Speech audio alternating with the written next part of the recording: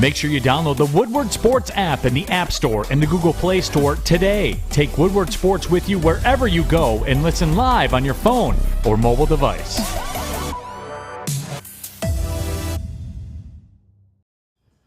And good morning, everybody. Welcome to the Morning Woodward Show here on the Woodward Sports Network. A beautiful Monday morning. We are live at Feldman Chevrolet out in Novi. Have we came here on a win? Shut up, Jeff. I don't think we've came to Feldman on a win. It's unfortunate. Look, guys, you know what? I know what you're all here for. I know what you're all expecting. And all I have to say this morning is, fuck you. Every single one of you. From Sheila Ford Hamp to the Detroit Lions front office to Motor City Dan Campbell to every single one of you Detroit Lions fans. Excuse me, I'm a bit under the weather today. Man, Lions messed you up. Every single one of you Detroit Lions fans that allow this. And every week, somehow, some way, find a way to make an excuse. I'm not even going to blame anybody for yesterday. Right. I'm not doing that today. I don't think that's a Dan Campbell. We're not blaming anybody today. But I want you to really think about this. Think about it for an hour, the whole day, 5 minutes, maybe 10 seconds. I don't know. Think about it. When your coach does everything right, you still lose. When your coach does nothing right, you still lose. When your coach does okay, you still lose. The reality is, no matter what happens, you still lose. But I'm the problem. You know what? Dan Campbell, Jeff, is a lot of things. I'm going to be honest here. Great locker room guy. Don't smile at me. I'm being very serious right now. All right. Great locker room guy, right? Players love playing for him. Good human being. Motivational speaker. Yep. He's someone that I would love to take to the bar and have a few drinks with me. He's someone I would trust to drive me home if I wasn't sober. You named He's someone I would pay to train me and get my lazy ass in shape at the gym. He's a lot of things. You know what he isn't? A god freaking damn football coach. That's the one thing he isn't. He's not a football coach. He has no qualification ever to be the head football coach of any professional franchise. And let me ask all of you beautiful people this morning. You tell me, if the Lions don't hire Dan Campbell a year and a half ago, who does? I'll wait. Did the Jets hire Dan Campbell? No, didn't interview. Do the Giants interview Dan Campbell? Nope. Does anybody interview Dan Campbell outside of Sheila Ford Hamp and Rod Wood and Chris Spielman, Listen, who you guys love to stroke off every morning, don't you? Boy, what have they given you? 65 years of nothing. And you know what you have now? You have a 1-5 football team that is underperforming, playing below their own expectations, our expectations of them. They suck. And they suck. And for some reason, you guys helped me put this one together, Jeff. For some reason, through 23 games, you know what company he sits in? He sits along with the Jim Schwartzes, the Marty Morningwigs, as coaches through 23 games with 4 wins. That's what Dan Campbell belongs to. Did you like Jim Schwartz as a coach? I'm sure a lot of you did. Right? He did give you a 10-win season. Oh. You know what the Vikings are doing right now? They're 5-1 top of the division. Yep. The Packers are 3-4. The Vikings, like I told you, we're going to win the division. And you know what's going to end up happening? The Minnesota Vikings, since the year 2000, will have won their 8th or 9th division title.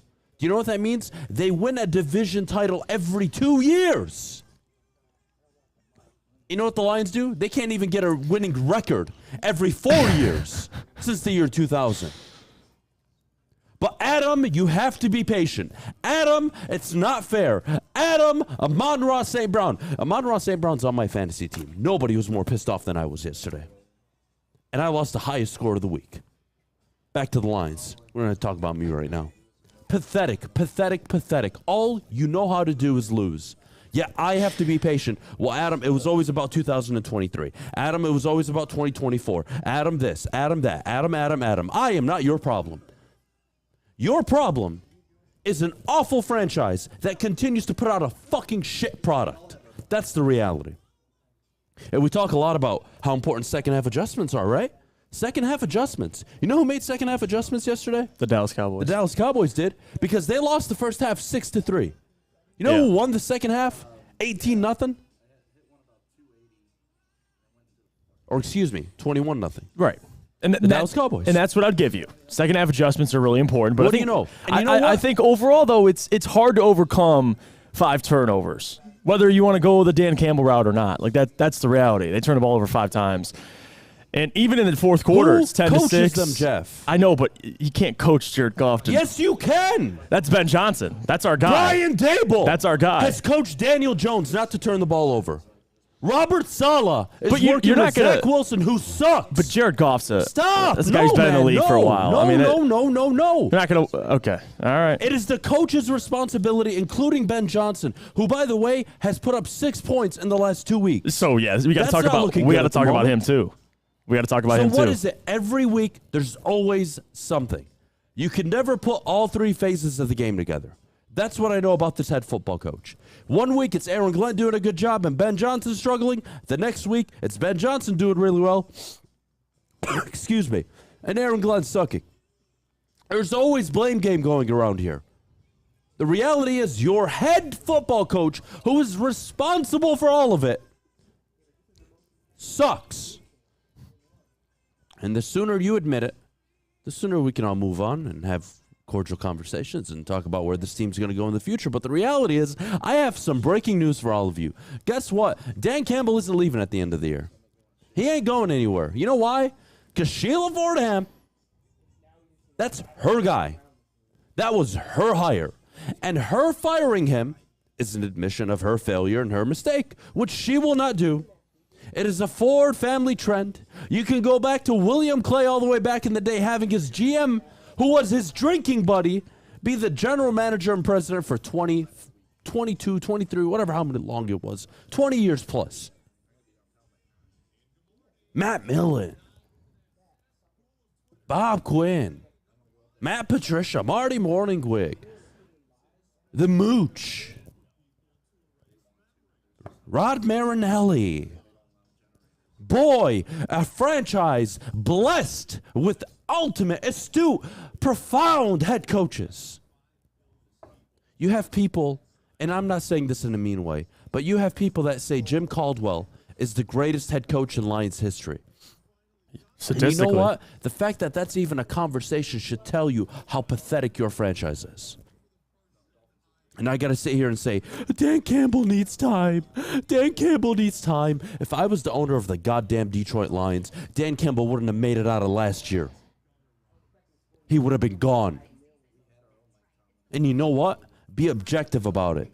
He is a losing coach who knows how to lose. And you cannot tell me that the Seahawks should be in first place. You cannot tell me that the Bills have a similar record to the New York Giants. You can't tell me that the Jets. The Bills and the Jets. Jets are now 5-2. The Giants 6-1. How? Tell me how. Seattle, Atlanta, New York, both of them. You tell me how it makes sense. But there's always an excuse and a reason why the Lions can't.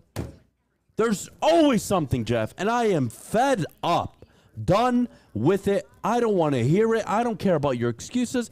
I'm not blaming the game on anybody yesterday. I don't give a damn. I don't care anymore. All I know is you have a losing head coach who will not turn it around. You will likely be 1-8. And then you're going to sit up here and tell me, Adam, they need time. They need time, Jeff. They need time. That's what they need. And it doesn't make sense either. I mean, what frustrates me the most is back-to-back weeks now we've gotten to see the Giants, the Jets, the Falcons last week, they lost this week, and then the Seahawks. The Seahawks are actually they're number one right now in the NFC West. So I get why everyone's frustrated because the talent discrepancy isn't insane. The defense showed up. They kept it, a 4-point game to the fourth quarter. But look at these possessions. 6-10. The interception, it's actually 6-3. Interception becomes 10-6. These are the following possessions: fumble, interception, fumble, fumble. End of game. So it's frustrating. And that's why the whole Dan Campbell conversation, whether you want to blame it on him or not, which I don't think it was his fault yesterday, he was actually pretty conservative, which I give him credit for. That was the game plan. That was the game plan. But on top of that, the reality is you're judged by wins and losses. And now he's 4-18-1 in his career as a head coach for the Lions. So the reality is you can't excuse that. You know what Dan Campbell said after the game? Honestly, oh yeah, I saw your tweet. The hell out of me. I saw your tweet. It inspired me, Ryan. Ryan, it inspired me. I woke up a better man today because of what he said after the game. And you know what? All is forgiven. All is forgiven. Because after the game, you know what he said? Dude, you can change a couple things, man. Oh my. You take care of the football. You play your game plan the way you should. All of a sudden, you win. Verbatim what he said. I wish I was joking. Dude, you can change a couple things, man. You take care of the football, man. You play your game plan the way you should, man. And all of a sudden you win. Dan, I didn't know it was that easy. Oh, my God. He must have figured out the magic formula. The Lions are going to win the rest of the games this year because of Dan Campbell. He's a communicator. He's a leader. He's changing the culture. It's a losing culture. I don't care about how good you feel. Feldman Chevrolet is out of business if everybody in here is happy, but nobody is selling, and the business isn't thriving. Well, that's very true. It's a losing product if it isn't. Same with the Lions. I don't care how good everybody in the building feels. If you're not winning football games, nobody gives a fuck. Tell me more about how good Dan Campbell makes you feel. Go ahead, rub your chest a little bit.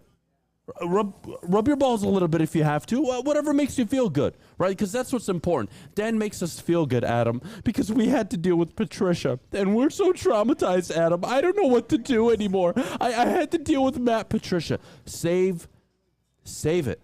The Giants are 6-1. The Seahawks are top of their division at 4-3. Mm-hmm. The Jets are 5-2. Second in their division. The Jets are dealing with injuries. The Giants lost Evan Neal, were able to overcome it on the road against Jacksonville. Wait, Brian Dable won a road game? Oh my God, I don't know what that looks like in Detroit. God forbid the Lions ever won a road game. The Carolina Panthers won yesterday. How?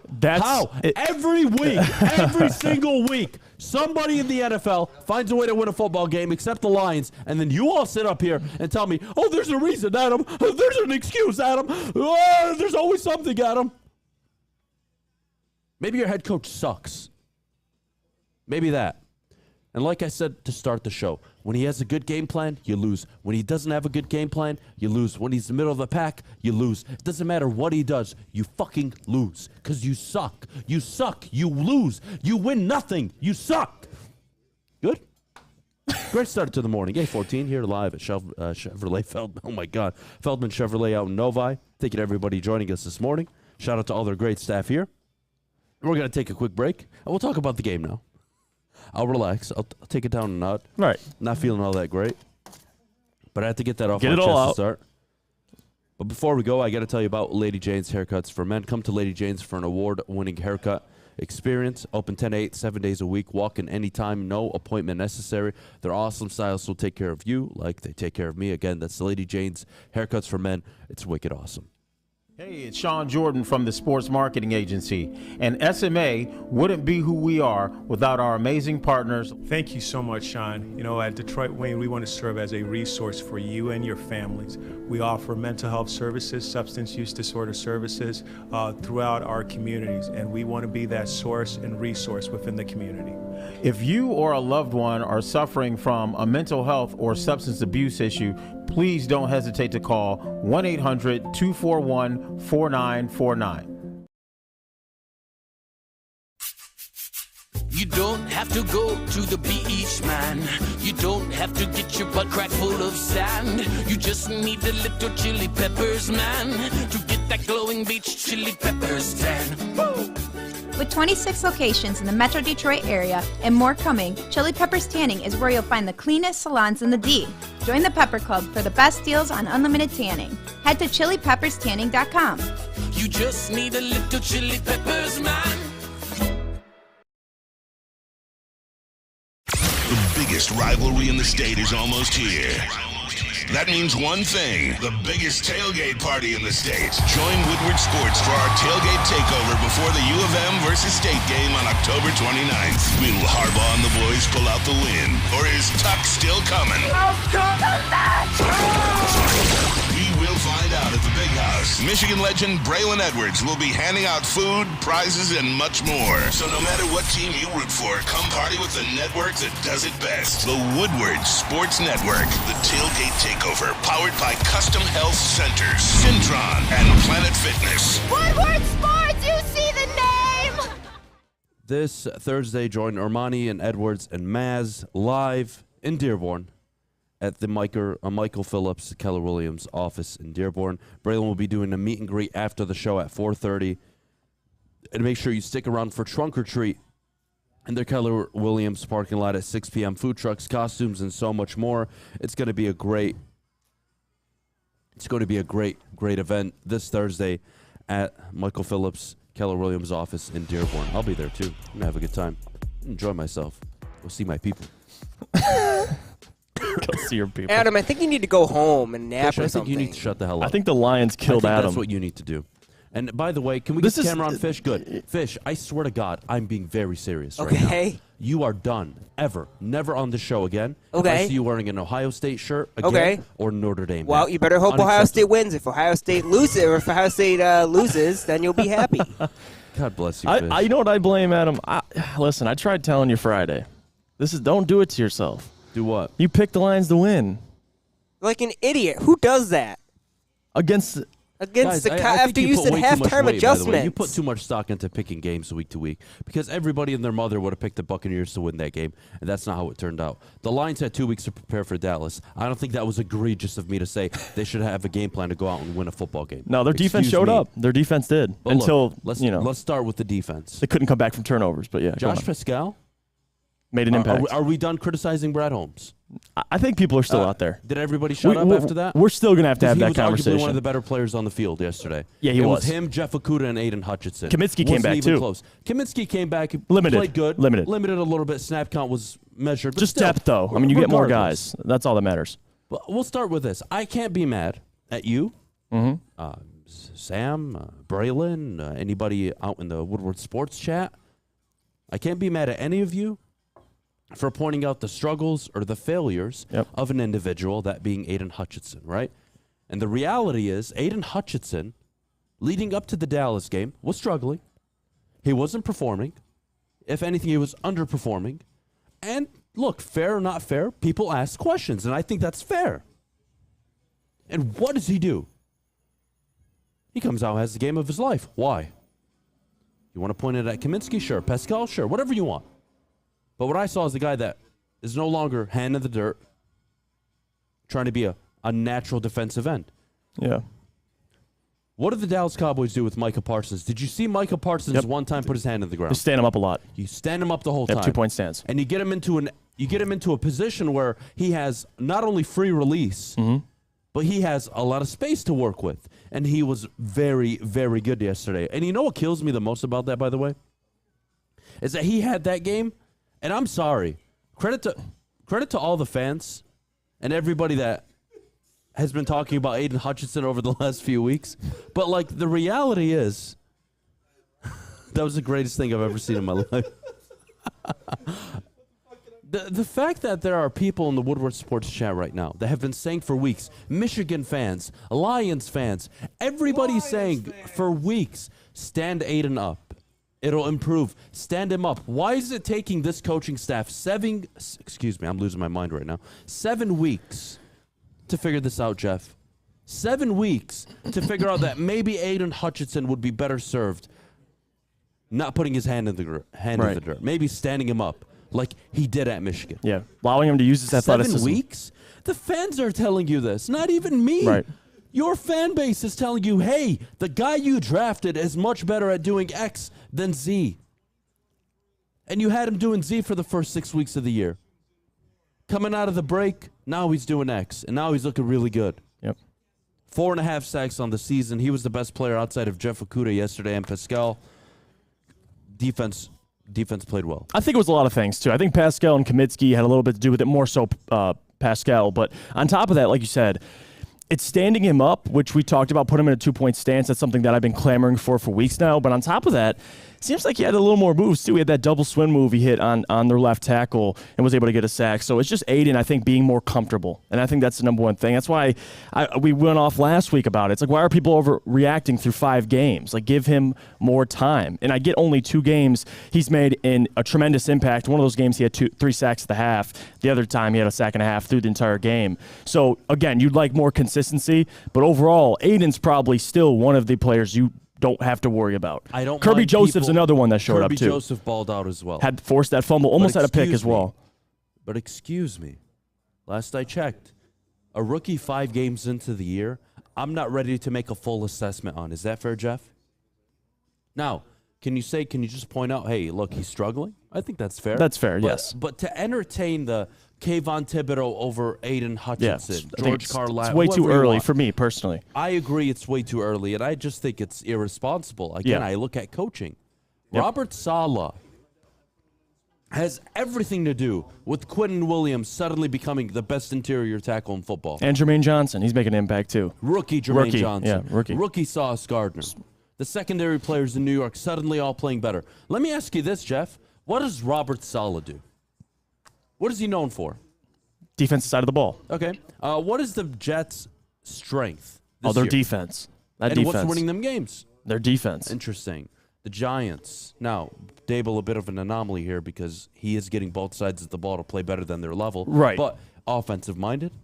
Getting Daniel Jones to play the He cleanest looks great game, this year. playing the cleanest football he's ever played in his career. Yeah. Saquon back. Doing it with no receivers, no tight ends. A banged-up offensive line. Evan Neal now is out. Yep. They're finding ways to win football games. You have a rookie tight end. Plays well. So I want to give the defense the credit they deserve for the game they played yesterday. Having said that, it always pulls me back. They always find a way. What does Dan Campbell offer you? If it's not on offense and it's not on defense, what is it? We asked that. I mean, what advantage does Dan bring you on a week-to-week basis? And I don't think he does. I don't think he brings anything. Outside of he makes all the players feel a little better about themselves going into Sunday. Right. Wow. You'd like it to be offense, but he's never been a coordinator. Until last year, he called plays for a little bit at the end of the year. But, yeah, I mean, that's a question we've been asking since he was hired. And that was before he even coached the game. It's like, what advantage does Dan bring you on a week-to-week basis? You have Ben Johnson, which you can give credit for. You have Aaron Glenn, who actually was really good last year. But you're right. It's like, what do we attribute success to Dan Campbell? Is that offense? Is that defense? I don't know. He doesn't have coordinator experience. He's a tight ends coach who's also an assistant coach who was an interim coach. I'm just tired of the excuses because if it's not Dan, well, it's Ben Johnson's fault today. Right, it's then blame next everywhere. week it'll be Glenn's fault. And then the following week it'll be Swift not getting enough reps or St. Brown going out again. There's always something. But Evan Neal going down in the middle of that game for the Giants didn't affect him. Breece Hall going out for the Jets didn't affect him. I should have affected him. Definitely Breece Hall. I am tired of excuses. I'm not saying anything about firing Dan Campbell. I'm not saying anything about Brad Holmes, Sheila, nobody. What I'm telling you is every week we do a show, there's an excuse. There's a why. There's a reason why. Oh, Adam this. Oh, Adam that. Adam, you're too harsh. 2023, 2024. What has this franchise ever done for you that has afforded you this weak mindset of you have to be patient, Detroit Lions fans? Why? Why do you have to be patient? The only franchise that needs to be patient, seems like. Why? Why is it that every situation in the NFL doesn't need to be patient except the Lions? Well, it was always a rebuild, Adam. We always knew, Adam. The curse of Bobby Lane. 2023, Adam. It is the same thing. And you know what show we would be doing this morning if the Lions had proper coaching? We'd be doing a show about them either being 3-3 or 4-2. And you know what that show would look like? Talking about this team potentially sneaking into the wild card. This team ahead of schedule. Right. Dan Campbell actually being a legitimate head coach in the NFL. That's what the conversation would be on a Monday morning. But the reality is you're 1-5, Detroit. You suck. You suck. And your head coach sucks. Your ownership has sucked longer than I've been alive 3 times over. Go Lions! My dad is 55 years old. He has heart problems. I'm lucky if he makes it for another 10 to 12 years. And you know what? He's not going to be around for the Lions to do anything because they suck. And he'll go to his grave just like a lot of people I know who their fathers have already gone to the grave. If not, they're pretty damn close to it. Never seeing this football team accomplish a goddamn thing. But I need to be patient. People in the chat need to be patient. Stick needs to be patient. Everybody at Feldman needs to be patient. Everybody in the fucking world needs to be patient with the Detroit Lions. Why? Why? 65 years. You know what they've done? Dick. Nothing. Now I got to sit here and talk about being patient for the Lions. Wow. Lions! Wow. We stroke off Jim Caldwell for never winning a division. We stroke off Caldwell. A legitimate conversation you could have is Jim Caldwell's the greatest head coach ever in Detroit Lions history. That's a sad thing because he never won a division, never won a playoff game, but that is the level of head coaching you've had. And you know who Dan Campbell belongs to, Jeff? Dan Campbell belongs to Marty Morningwig and Jim Schwartz through 22 games. Congratulations, Detroit. Well done. And although I don't want to single-handedly blame Dan for yesterday's loss, I'm with you. It doesn't spare him from what we've seen previously. It doesn't. And you're defined by wins and losses. So for Dan, as much as you like the person, as much as you might like the person, the head coach isn't winning you games. And even previously, he's been costing you games. So, again, along with the defense. But the defense actually showed up. And that was the surprising part, too. You're on the road. You have a chance to win. But it's hard to win on the road with 5 turnovers. And again, if you want to go to the Dan Campbell route, that's fine. But you're right about it. Historically, through his entire tenure, he hasn't been impressive. He hasn't shown flashes. He showed one game, and that was against Arizona last year. He beat Arizona 27-10. That was do a deep dive. That was the big flash. Do the research. All of you at home. Everybody watching over at woodwardsports.com and in the Woodward Sports chat. Do your research. Go back. Go to the history of the Detroit Lions franchise and go find me one head coach worth their salt. One. I'll wait. Go find one GM worth their salt. I'll wait. None. You've had nothing. Yeah, I need to be patient as a Detroit Lions fan. Why? Why do I have to be patient? Have I not already wasted 23, 24 years? Well, you've been patient. We've been patient. All Lions fans have been patient to see a winning product. I sacrifice my Sundays now covering this stupid team. I don't even get to watch with my pops anymore. That was a Sunday tradition in my family. I don't get to do that anymore. And you know what I get to watch on Sunday? The Lions continuing to suck. Great. Coming up in a few minutes, what did Dallas do so well against Detroit that limited their offense? So we'll get to that in a little bit. 8:45, we'll get to Dan Campbell. I actually have a proclamation to make about Dan Campbell. I have total belief. I'm actually going to surprise all of you in the chat. 8:45 coming up, why Dan Campbell is a Coach of the Year candidate. 8:45, top of the hour. Why the Lions should draft a quarterback. Second hour of the show going to be jam-packed. Can't wait. Monday morning headlines. We got some Pistons to talk about. The Red Wings, by the way, Steve Yzerman, Derek Lalonde, and the Detroit Red Wings from the bottom of my heart. Thank you. At least there's something I can look forward to in my miserable life outside of watching Detroit Lions football. Thank you so much, Steve. Well done. Talk about actually building a good team. Yep. Talk about a competent GM. Talk about a good head coach. Talk about a team that's overachieving. Pistons will be there soon. I bet you Scott Harris turns it around sooner than Brad Holmes and freaking Dan Campbell. That's not a crazy take. You're not wrong about that. All that and more when we get back. But before we do, Jeff, our good friends over at Cintron. Well, guys, Cintron is the official energy drink of the Red Wings. Cintron has combined 3 of the delicious flavors to a limited edition 6-pack sampler box. You could try Cintron's great tasting cranberry, classic, or sugar-free, all in one pack. Pre-order your Cintron 6-pack sampler box today at CintronWorld.com/Red Wings. Get energized with Cintron. Woodward Sports is giving you another chance to sit front row, this time at the Detroit versus Green Bay game. Think you have the best Dan Campbell impression? Woodward Sports, let's go. Can you say man with the best of them? I got it. Here's what I need, man. I need you to trust me. I swear to God, I'm not a lunatic. I swear to you. Can you say, let's go for it on 4th down? Man, I got a plan, I swear to you. All I think about is you guys. That's all I think about, man. Are you a master motivator? That's all I think about is you guys. Show us in a video. Record your best Dan Campbell impression and post the video on Twitter or Instagram using hashtag Woodward Front Row. We'll select the best 3 impersonations of Motor City Dan Campbell and send you and a guest front row. So knock the dust off the old sweatpants, light some kneecaps, and enter today. And as always, go Lions, man. I just need you to trust me. That's all. Please. I don't care if I got 1 toe, 2 butt cheeks, and a rock. New to the game or a season better? OddsTrader.com has everything you need to make the right bet ahead of kickoff. Begin your handicapping journey with OddsTrader. Improve your edge by finding the best price on every game from sportsbooks in your backyard. Take advantage of the numerous sign-up bonus offers to pad your bankroll. Dive into key game statistics, player performance, and even account for the projected game day weather. Best of all, you can use the OddsTrader bet tracker to keep a log of your action. Welcome to OddsTrader, and best of luck. Hi, I'm John from Better Rate Mortgage, and to me, family is more than blood. That's why I have the biggest family in Metro Detroit. If you're looking to buy a house or refinance and need a loan, come get treated better than family by me and our entire team here at Better Rate Mortgage. We pride ourselves on giving you better advice, better service, and a better loan experience. That's why we are Better Rate. If you're looking for a new mortgage, come get treated like family. Actually, better with Better Rate Mortgage. Visit us at mybetterrate.com or call at 248-480-4467 today. We are the network for Detroit by Detroiters. Welcome to the Woodward Sports Network. Custom Health Centers takes the willpower out of weight loss. Whether you need to lose 20 or 120 pounds, Custom Health Centers will help you do it quickly and, most importantly, safely.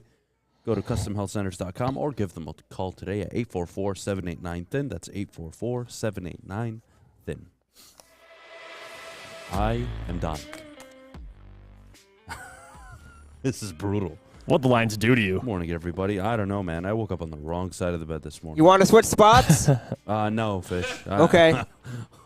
I would never do that to people. Okay. God bless you. All right, look. 8:45, we'll talk about Campbell, why I think he's a Coach of the Year candidate. But my question right now is, what did Dallas do? And everybody, please open your ears up just a little bit, all right? Don't tune me out just yet. What did Dallas do that was so insurmountable? What did they do that was so difficult to overcome? Easy. Turn the ball over. Hear me out. Before then. Oh, no. I mean, before that, just get after the quarterback. No, take out the turnovers. What did Dallas do that was so impossible to overcome?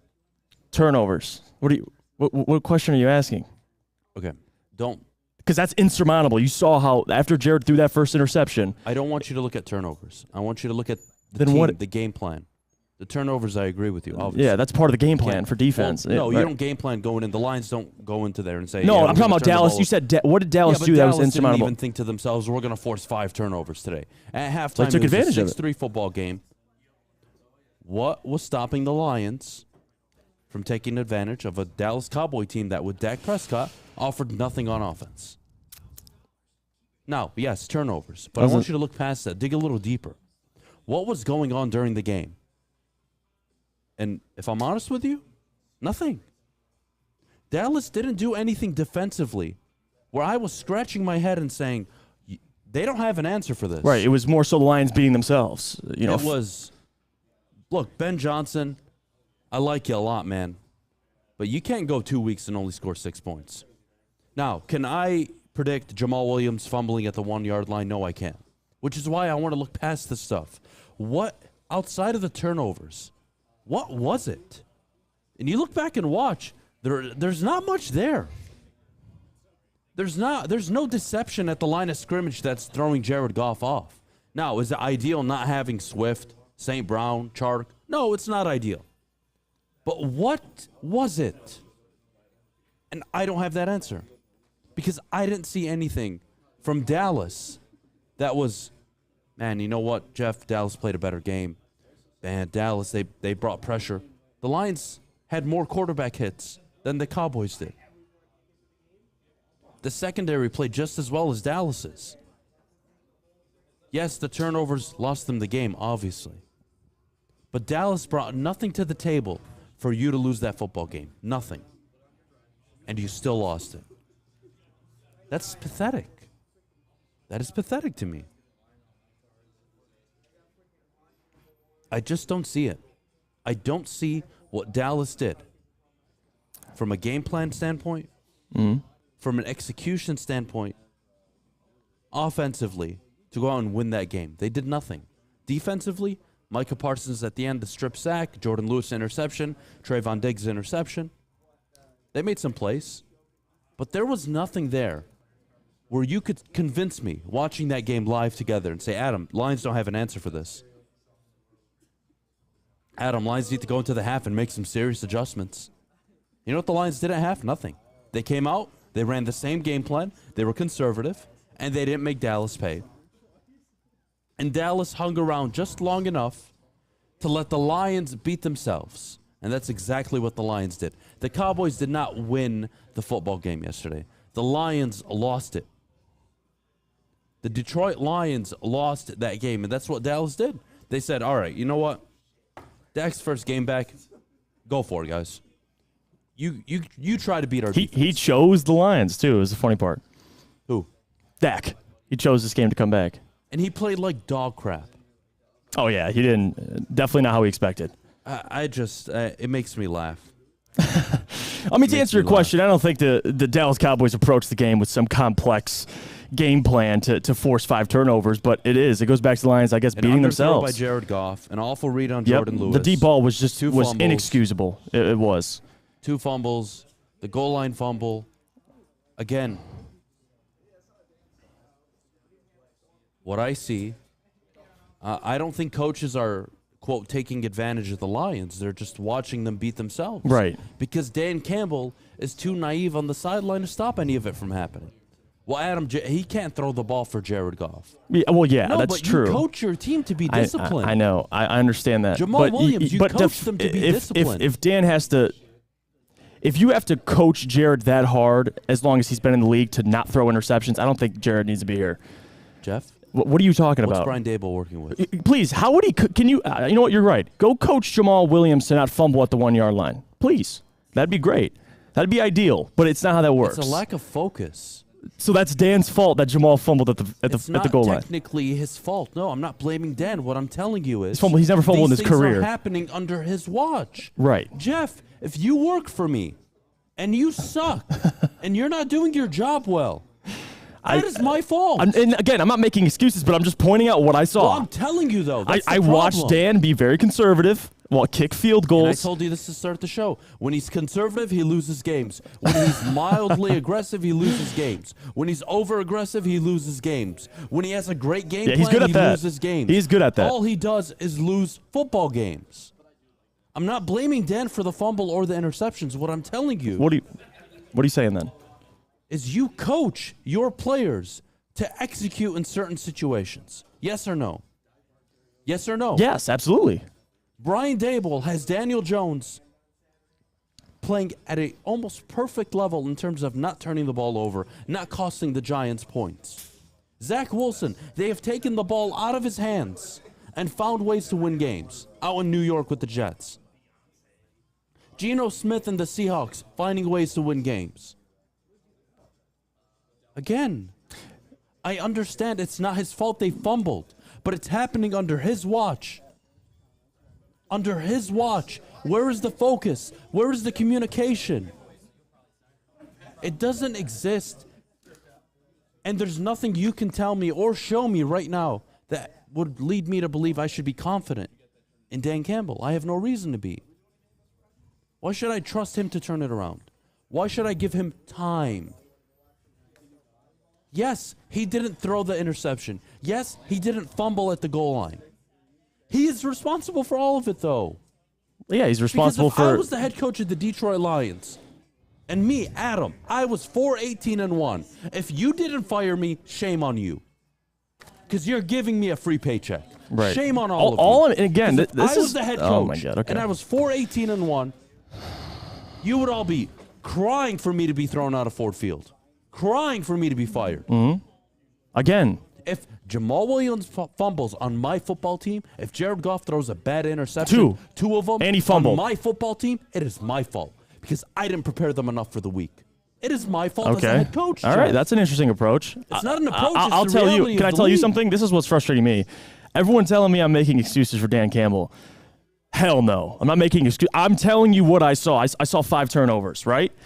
And that's all I'm saying. If you want to bring up the first thing you want to bring up today is Dan Campbell, that's fine. Because historically, yes, through the last 5 games, last season, a lot of it has to do with Dan Campbell. But it's idiotic to me to sit here on a Monday and the first thing that comes out of your mouth and everybody in the chat's mouth, the first thing that's on everyone's mind is Dan Campbell. It's ridiculous. Like, why? Find someone else to listen. For Dan, I'm with you. Find someone to blame. Don't you dare tell me. No, because again, it falls. Shut up for a second. It falls on Dan Campbell. I get that. He's the head coach of the football team. He's your CEO. I get that. But to watch yesterday and to come out of that saying, you know what, that's Dan. It's idiotic. Like, it really is. Nobody's saying that. Okay, what are you saying then? Historically, I'm with you. If you want to say his whole regime here, you have an issue with it. 4-18-1, I get that. Dan Campbell, I get it. Mike Tomlin, but it's ridiculous. Whether it's Brian Flores, whoever it is in the past years, it doesn't matter who. Whoever it is, what I'm telling you is that you, as the head coach, are right. responsible. He's responsible for all 5 turnovers. You're right. Why is Brian Dable having Daniel Jones play at a level we've never seen him play at? Why is Robert Saleh able to make a I'm not arguing. Why is Robert Saleh able to take a very turnover-prone quarterback in Zach Wilson and take it out of his hands and not turn the ball over? I'm not blaming him for the turnovers. What I'm telling you is there is responsibility at the end of the day. Did he, one for one, is he solely responsible for the fumble? No, he's not. Is he solely responsible for the interceptions? No, he's not. Keep going. But he is responsible for the whole football team. No question. So that is where I'm going. That's where Don't give me I'm waking up this morning and telling you Dan's fault for the fumbles. I'm not. What I'm telling you is you just said that, though. Football team. You said focus. Lack of focus. That's Dan Campbell. If you have a team that commits 8 penalties coming off the bye week on the road, 5 turnovers. Now we're talking. What are we talking about then? We're talking about penalties. Coaching. What are we talking about? That's fine. Coaching. But Jared throwing 2 interceptions, him fumbling at the 1-yard line. How do turnovers stimulate? Like, what are we doing here? How do turnovers happen? Lack of focus. Right. In-game poor decision-making. In the second fumble by Jared, it was trying to make a play. A lack of discipline, right? Trying to make a play. Mm-hmm. That is coaching 101. Hear me out. Not the actual moment, but the mindset. You know how he literally came up to the podium and said, we had a conservative game plan. And for the first half, it was very conservative, and things were working. Dallas made adjustments. Mm-hmm. Detroit didn't. They stuck to it. Which, again, I understand. They second half adjustments has been terrible. And then they got put in a position they didn't want to be in, that's coaching. which was, we're going to give the ball to Jared Goff. He's got to throw the ball 30 times in the second half to try and win this game. That's not what they wanted to do, especially with St. Brown out. Mm-hmm. Having said that, close your eyes. Forget you watched the Dallas game. Forget it's the Lions. I tell you, 8 penalties, 5 turnovers coming off a bye week. No, yes. Well, the turnovers, I mean, come on. Come on. Forget you watched the game. Right. You never watched the game. You never saw the interception. In practice. You never saw the fumble. You never saw any of it. Right. I told you that the Giants came off of a bye week, all right, and they had 8 penalties, 5 turnovers. I would say you and I would be saying, what the hell did Brian Dable do? I would say the team is in discipline for the penalties. That's all I'm saying. Right. I'm not blaming him individually for what happened in that exact moment. Let me just clear this up too. Not defending Dan. If you think I'm defending Dan, you haven't watched the show. Because listen, go back and watch the last couple weeks. No one's defending Dan. What I'm saying is, yesterday, what I saw, I think there's more to bring up than just Dan Campbell. Now, under his tenure, I'm here with you. Saleh, Dable, you can bring up other coaches that are having better years with just as talented rosters. Arthur Smith's another one. No one's making excuses for Dan. I'm just simply pointing out. It's almost like if I'm not crapping on Dan, I'm doing something wrong. It's okay. It's okay. No, so lack of second half adjustments, penalties. I get all of that. That's coaching. But the 5 turnovers. Again, individually, they're not his fault. He's not on the field, correct? But off a bye week, I get where you're coming from. You can't be undisciplined. You can't have 8 penalties. Mm-hmm. You can't make 5. You can't have 5 turnovers. It's unacceptable. Adam wants to fire the coach every 2 years. Guys, Minnesota Vikings since the year 2000 have won the division 1, 2, 3, 4, 5, 6, 7, 8, 9 times. And they're going to win it almost a 10th. They're going to win it a 9th time this year. They've made the playoffs every other year on average. They've won the division almost every other year. Stop it. Stop telling me it takes 3-4 years. It doesn't. When we get back, I'm going to tell you why Dan Campbell should be in the running for Coach of the Year. But before we do, Jeff, our good friends over at Guardian Alarm. Let me tell you about our friends at Guardian Alarm because, guys, it means you're spending some time outside before winter's officially here. Let Guardian Alarm give you peace of mind while you're out enjoying the winter. Just call 1-800-STAY-OUT today and let Guardian Alarm allow you to rest easy knowing you have 24/7 protection. That's 1-800-STAY-OUT. Our friends at let them know your friends at Woodward Sports sent you. Hi, my diamonds. It's Crystal with an X. You want to get hot and perfect like me? Here's my super easy routine. Drink at least a gallon of water before you wake up. Attach a weight to everything in your house. Hello? Sell your car and just sprint everywhere. Scream when you exhale. Don't follow Crystal with an X. Do your own thing at Planet Fitness with tons of equipment and free fitness training in our clean and spacious clubs. Join now for just $10 a month and cancel anytime. It's a great day to get some Centron in your life. Okay. There it is. Centron, here we go. Gotta grab the cranberry. Oh wait, it's 2 for $4. Gotta double up with the classic as well. Centron World, baby. Centron, available at select Krogers, and if you wanna know how, go to @CentronWorld.com. You get dope like me. You know what? Why wait?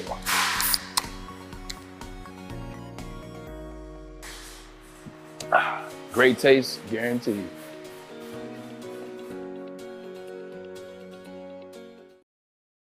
Thank you to all the fans for making Woodward Sports your #1 online destination for Detroit sports. We promise not to drop the ball.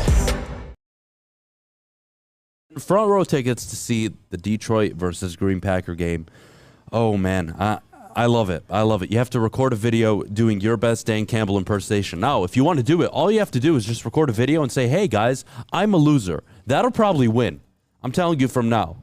I'm not saying it's a guarantee, but if you record a video of yourself saying, I'm a loser, I'm Dan Campbell, man, I'm a loser, man, you're probably going to win. Having said that, make sure you're following Woodward Sports, and make sure you post it on Instagram, Twitter, or TikTok using #WoodwardFrontRow. We will select 3 winners, each of which will get a pair of front row tickets to the game. The winner will be announced November 4th. I can't wait to see all the entries. We're going to play them back on the show pretty soon. I can't wait. We're back here on the Morning Woodward Show.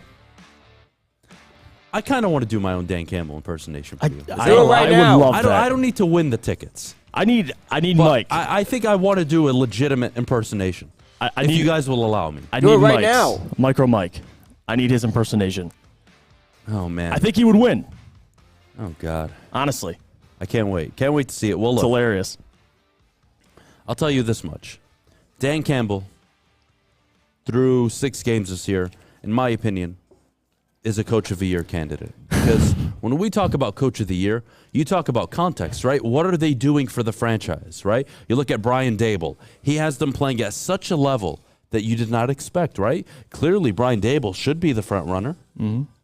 But if you're a Detroit Lions fan, I think the vote needs to go to Dan Campbell because he's putting you in a position to likely draft a franchise quarterback at this point. Because, boy, all he does is lose games.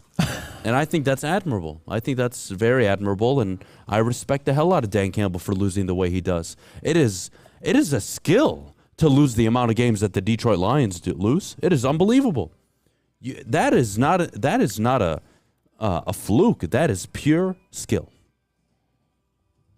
Pure skill to lose the amount of games he's lost. I think he's done a phenomenal job at losing football games. I think there's no coach I would rather have in my corner than Dan Campbell to lose football games. Lions are in a great spot, Jeff. Coach of the Year material, in my opinion. No, far from that. I think there's a lot of fireable offenses we've seen so far this season. It's actually been underwhelming, to say the least. I mean, we even had them at minimum 6 wins. There's no way in hell they're hitting 6. There's just no way. And what did I say a couple weeks ago? For people who think I'm defending Dan, I said they go 1-7. And I'm not just saying that to be negative. I actually predict they're going to go 1-7. Right now, they're trending that direction.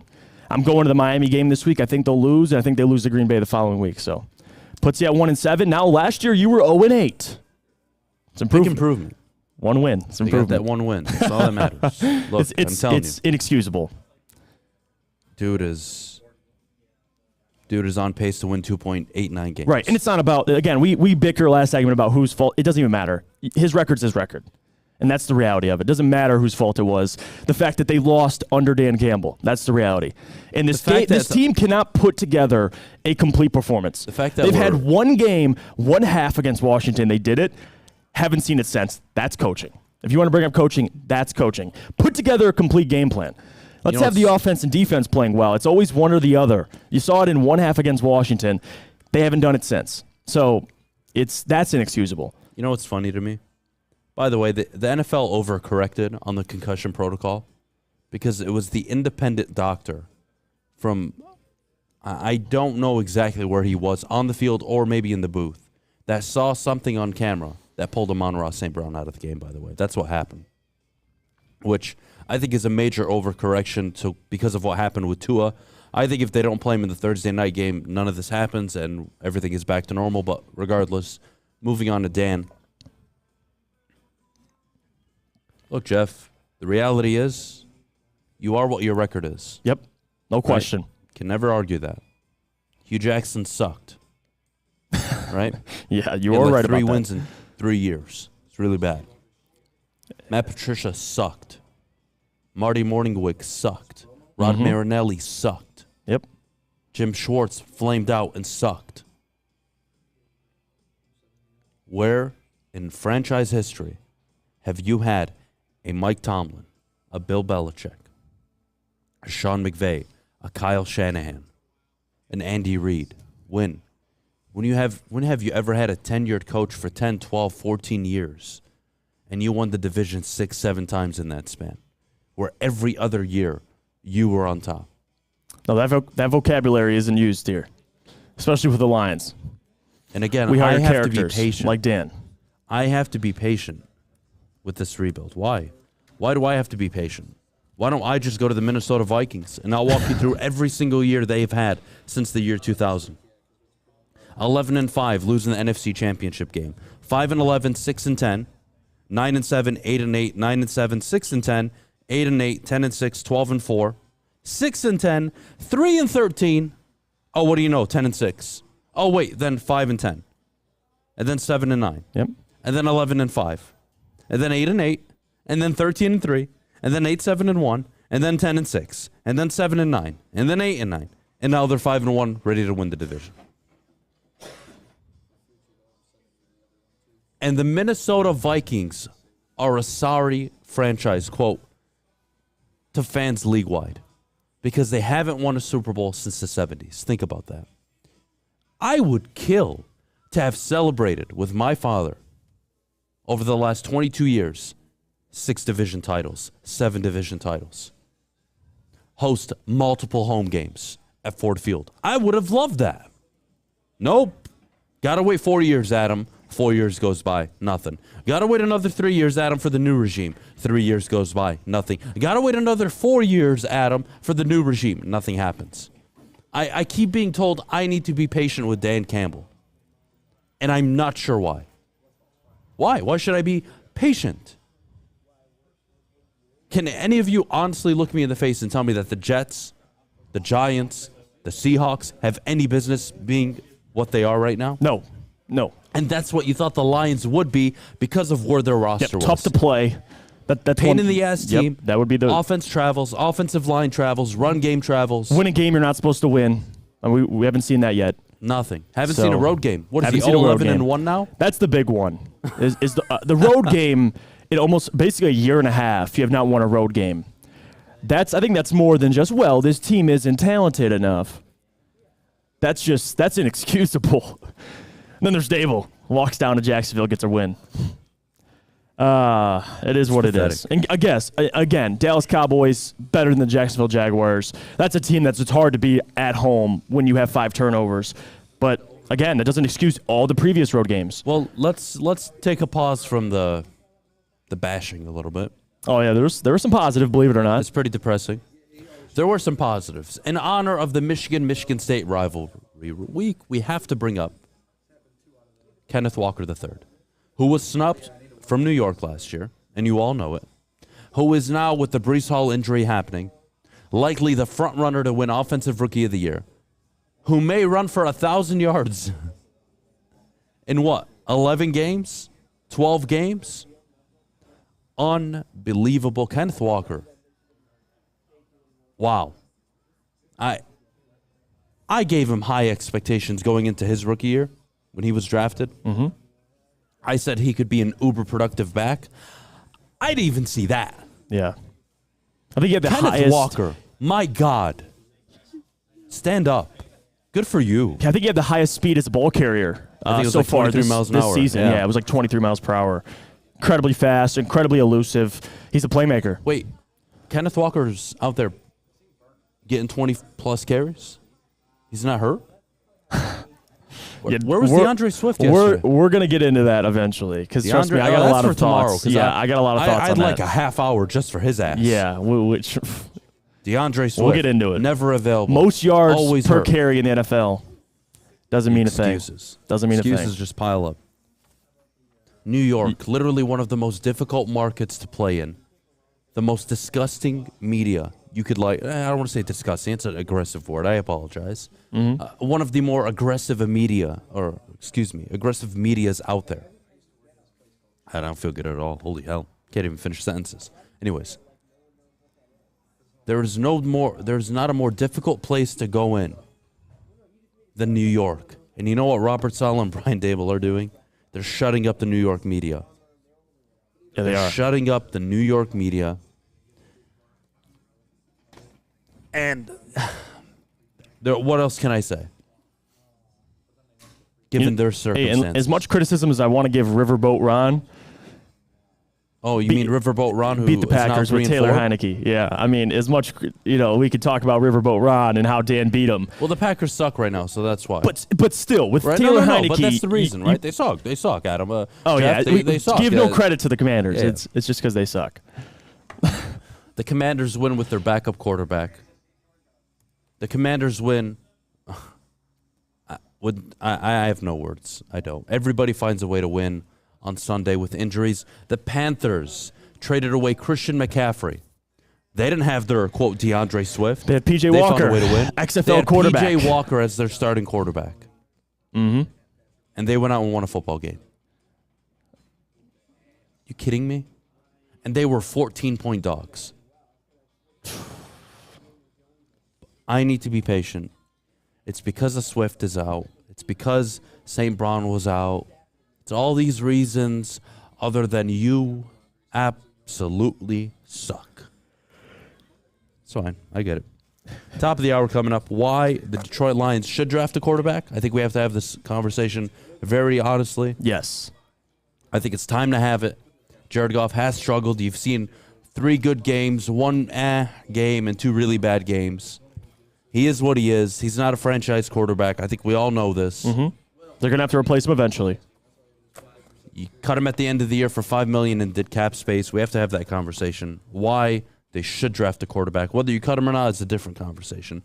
But should they draft a quarterback, we'll get to that in a bit. But before we do, Jeff, our good friends over at Big Boy. Well, for a limited time, only all new burgers and loaded fries are at Big Boy. It's not just the Slim Jim. It's the Big Jim, the chili cheeseburger, as well as the bacon blue. But how about upgrading those fries, by the way? Chili cheese fries, baked potato fries, nacho fries. Satisfy those taste buds at Big Boy.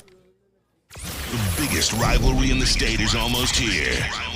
That means one thing, the biggest tailgate party in the state. Join Woodward Sports for our tailgate takeover before the U of M versus State game on October 29th. Will Harbaugh and the boys pull out the win? Or is Tuck still coming?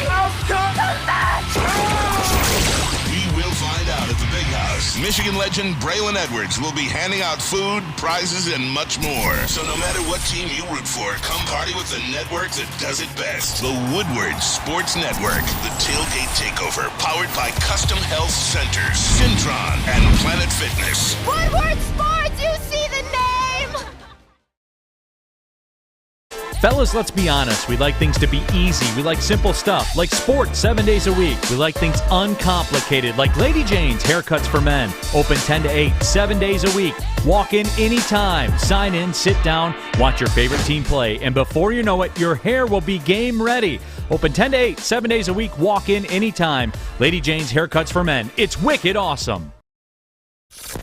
Woodward Avenue, the first paved road in America. Woodward Sports, the first sports network born in Detroit and made for Detroit.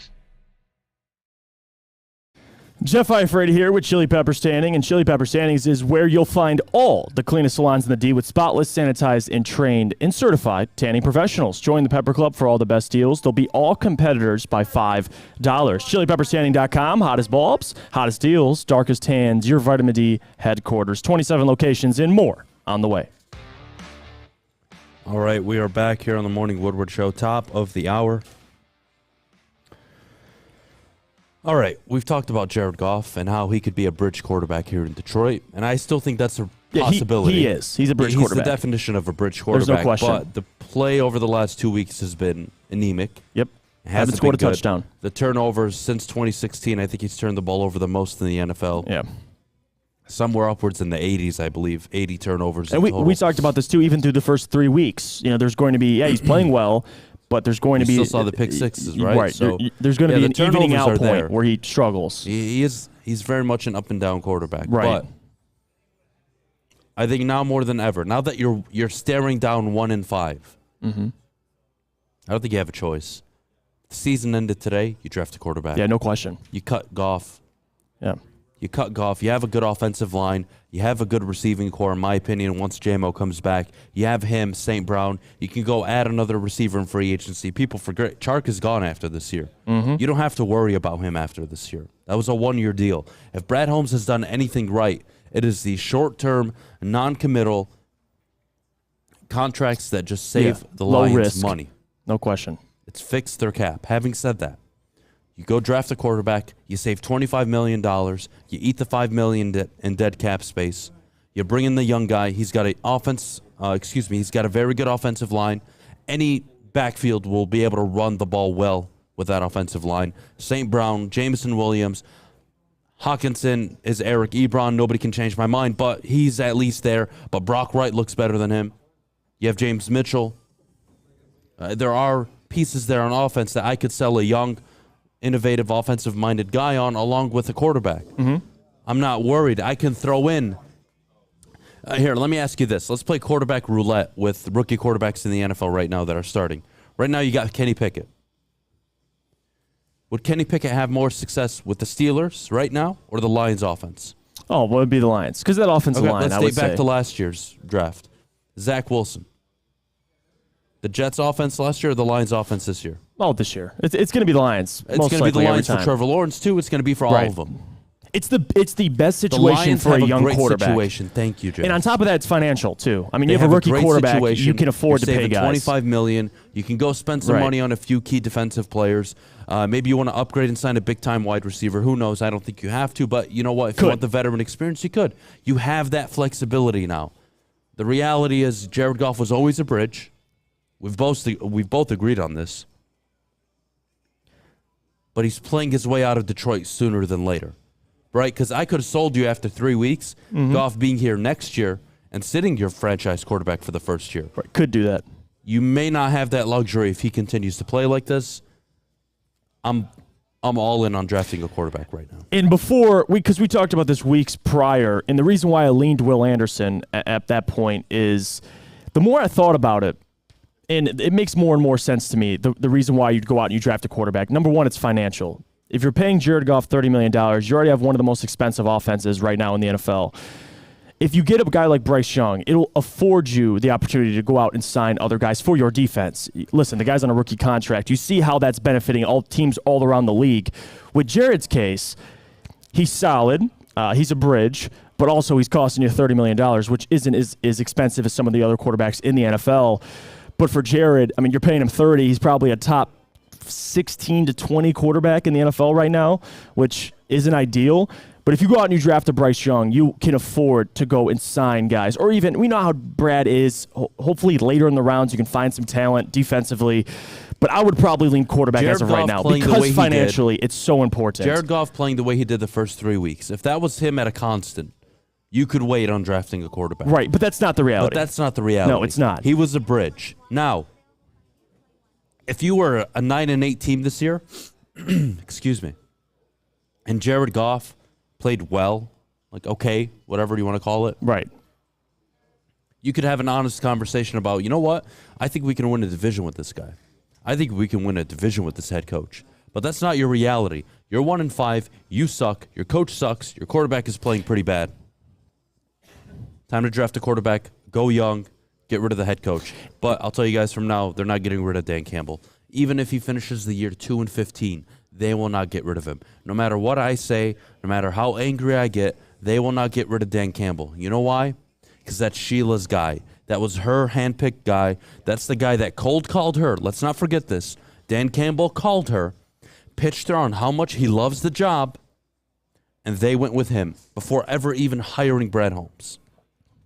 Think about that. You draft a quarterback. And this is why you draft a quarterback, too. I mean, if you look at the Lions and the position they've been in the last 3 drafts, you drafted Jeff Okudah third, and we understand it's because Matt Patricia, you wanted to win now. You could have taken a quarterback. They didn't.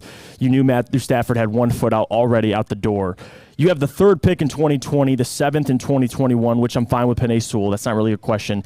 And you have Aidan last year with the number 2 overall pick. If you keep being in these top 3, top 5 selections, you got to take a quarterback eventually. I mean, you look at Kenny Pickett right now with Pittsburgh. They took him 20th. And I don't even know if he'll work out eventually. It's very early, but if you want to get a premier quarterback, and you're going to be in the best position this year to do that. What if I told you drafted a franchise quarterback and he was a hit? Would you be confident in this team winning games next year with Dan Campbell? Yeah, any quarterback you draft on a rookie contract, Brad Holmes, more money. Hear me clearly. Oh, with Dan Campbell, no. It's not about Dan. I'm talking about the team itself. Yeah, Dan's another conversation. Yeah, you got to address that eventually. You know, it doesn't escape Dan. But also, that's the point they're in. I mean, if you're picking top 7, top 5, top 3 the last couple of years, if you pick 1 or 2 this year, you got to take a quarterback eventually. You can't keep riding. You can't just keep saying next year we'll take one. But next year we'll take one. Let's put that into context. You got to take one eventually. For as bad as Jared Goff has played, right? Brian Dable, Arthur Smith, Pete Carroll. Right, it's not all his fault. Robert Saleh. They are finding ways to win with quarterbacks who are not considered franchise quarterbacks. The Giants are actively looking to replace Daniel Jones. The Jets are not looking good with that Zach Wilson pick. It's not looking good at all. Marcus Mariota in Atlanta. Geno Smith, the leading quarterback of a 4-3 football team that's top of their division in a year that we were all making fun of Seattle and congratulating them prior to the season on getting Will Anderson or Bryce Young. Excuse me? As much as I can look at Jared Goff and say, dude, you suck, your head coach is worse. And the problem is none of you even see it. None of you are even acknowledging it. It's always somebody else's fault. It's Ben Johnson's fault this week. It's DeAndre Swift and Amon-Ra St. Brown's fault this week. It's the referee's fault this week. Next week, it'll be Glenn. Next week after that, it'll be the kicker. The week after that, it'll be the referees again. Makes me sad. Geno is solid. You're sleeping on him. Shut the fuck up, Kalen. He didn't write back, apparently. They wrote Geno off. He didn't write back. I'm not even going to acknowledge that. But I'm with you. You gotta pounce on this opportunity. If you're picking top 2, top 3, if Bryce and Stroud are gone, you take Will. But if there's a quarterback there, in my opinion, I think at this point in time, you take him on a rookie contract. There's nothing more valuable right now in the NFL than having a guy, an elite quarterback, or at least a quarterback that can be elite on a rookie contract. With this offensive line, these weapons, Jameson's going to get back next year. He'll be fully healthy. You still have T.J. Hockenson. It's a great situation for any rookie, so I'm leaning that way. Although I'm with you guys, defense needs a ton of help. I think if you get a rookie quarterback, on a rookie contract, you can go out and you can fix that defense financially. So I'm leaning quarterback as the days go on, Adam. And it's not just simply all Jared's fault, but that's the reality. You got to eventually address it. And let's not forget, you had the guy, quote, the quarterback in the building for 12 years. Right, you just couldn't build a team around him. Couldn't hire a head coach. And a head coach. You built a team, I would say, for a once, couple of years, yeah. But, you had a few years. Consistently, there was never the head coach. No. Right? And I'm sorry, guys. You can get mad at me all you want. I really don't care anymore. The truth is, I say the word Dallas Cowboys. You think of Coach Johnson. You think of Coach, the dude with the hat, Tom Landry. Tom Landry. You have Jimmy Johnson, Tom Landry in their history. I say the Niners. You think of Bill Walsh, now Kyle Shanahan even. Granted, he's not on that level, but Kyle Shanahan's a damn good head coach. You think of the Eagles, Andy Reid, the Chiefs, Andy Reid. The Steelers, Mike Tomlin, Bill Cowher. You go all the way back in the day, Chuck Noll. Who do the Lions have? You want to make fun of Marvin Lewis out in Cincinnati? You want to make fun of Bill O'Brien out in Houston? They won their division multiple times. Bill O'Brien has won a playoff game. What have you done? Where are your head coaches? Where is the profound head coach that you found the diamond in the rough? You've had 65 years to find it. You never have. And it looks like, yet again, you whiffed on your head coach while the whole league decided to go in the opposite direction with people, I don't know, with coordinating experience that have actually made in-game decisions that actually matter. And what do you know? That's where Dan Campbell struggles. Yeah, what a surprise. The Fords, they failed to read the landscape right now of the NFL, and that's clear as day. What a surprise. You look around the NFL, you look at the new hirings, Dan Campbell he's one of a kind. He really is. Look at Brady Hoke. Look at, who's the dude, Rich Rodriguez. Yep, that's another one. Look at those bums. Now compare those bums to Jim Harbaugh, to Lloyd Carr, to Bo Schembechler. Right. Right? That's the reality. Makes me sad.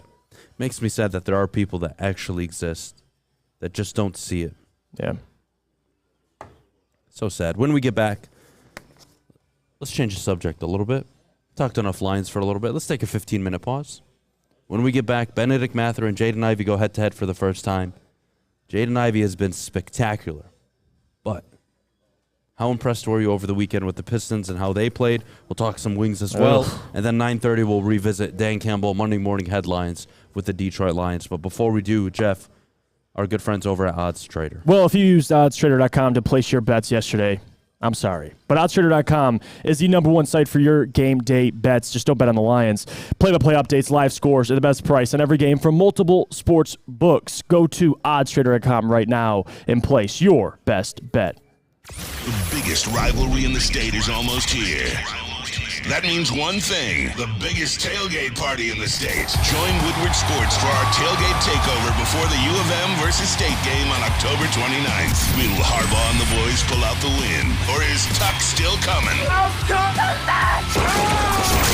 We will find out at the Big House. Michigan legend Braylon Edwards will be handing out food, prizes, and much more. So no matter what team you root for, come party with the network that does it best. The Woodward Sports Network. The tailgate takeover, powered by Custom Health Centers, Syntron, and Planet Fitness. Woodward Sports, you see the name! Life is full of hard choices. We're here to make one of life's biggest decisions as simple as possible. My name is Christina Gennari, and for over 20 years, I've helped hundreds of families buy and sell homes.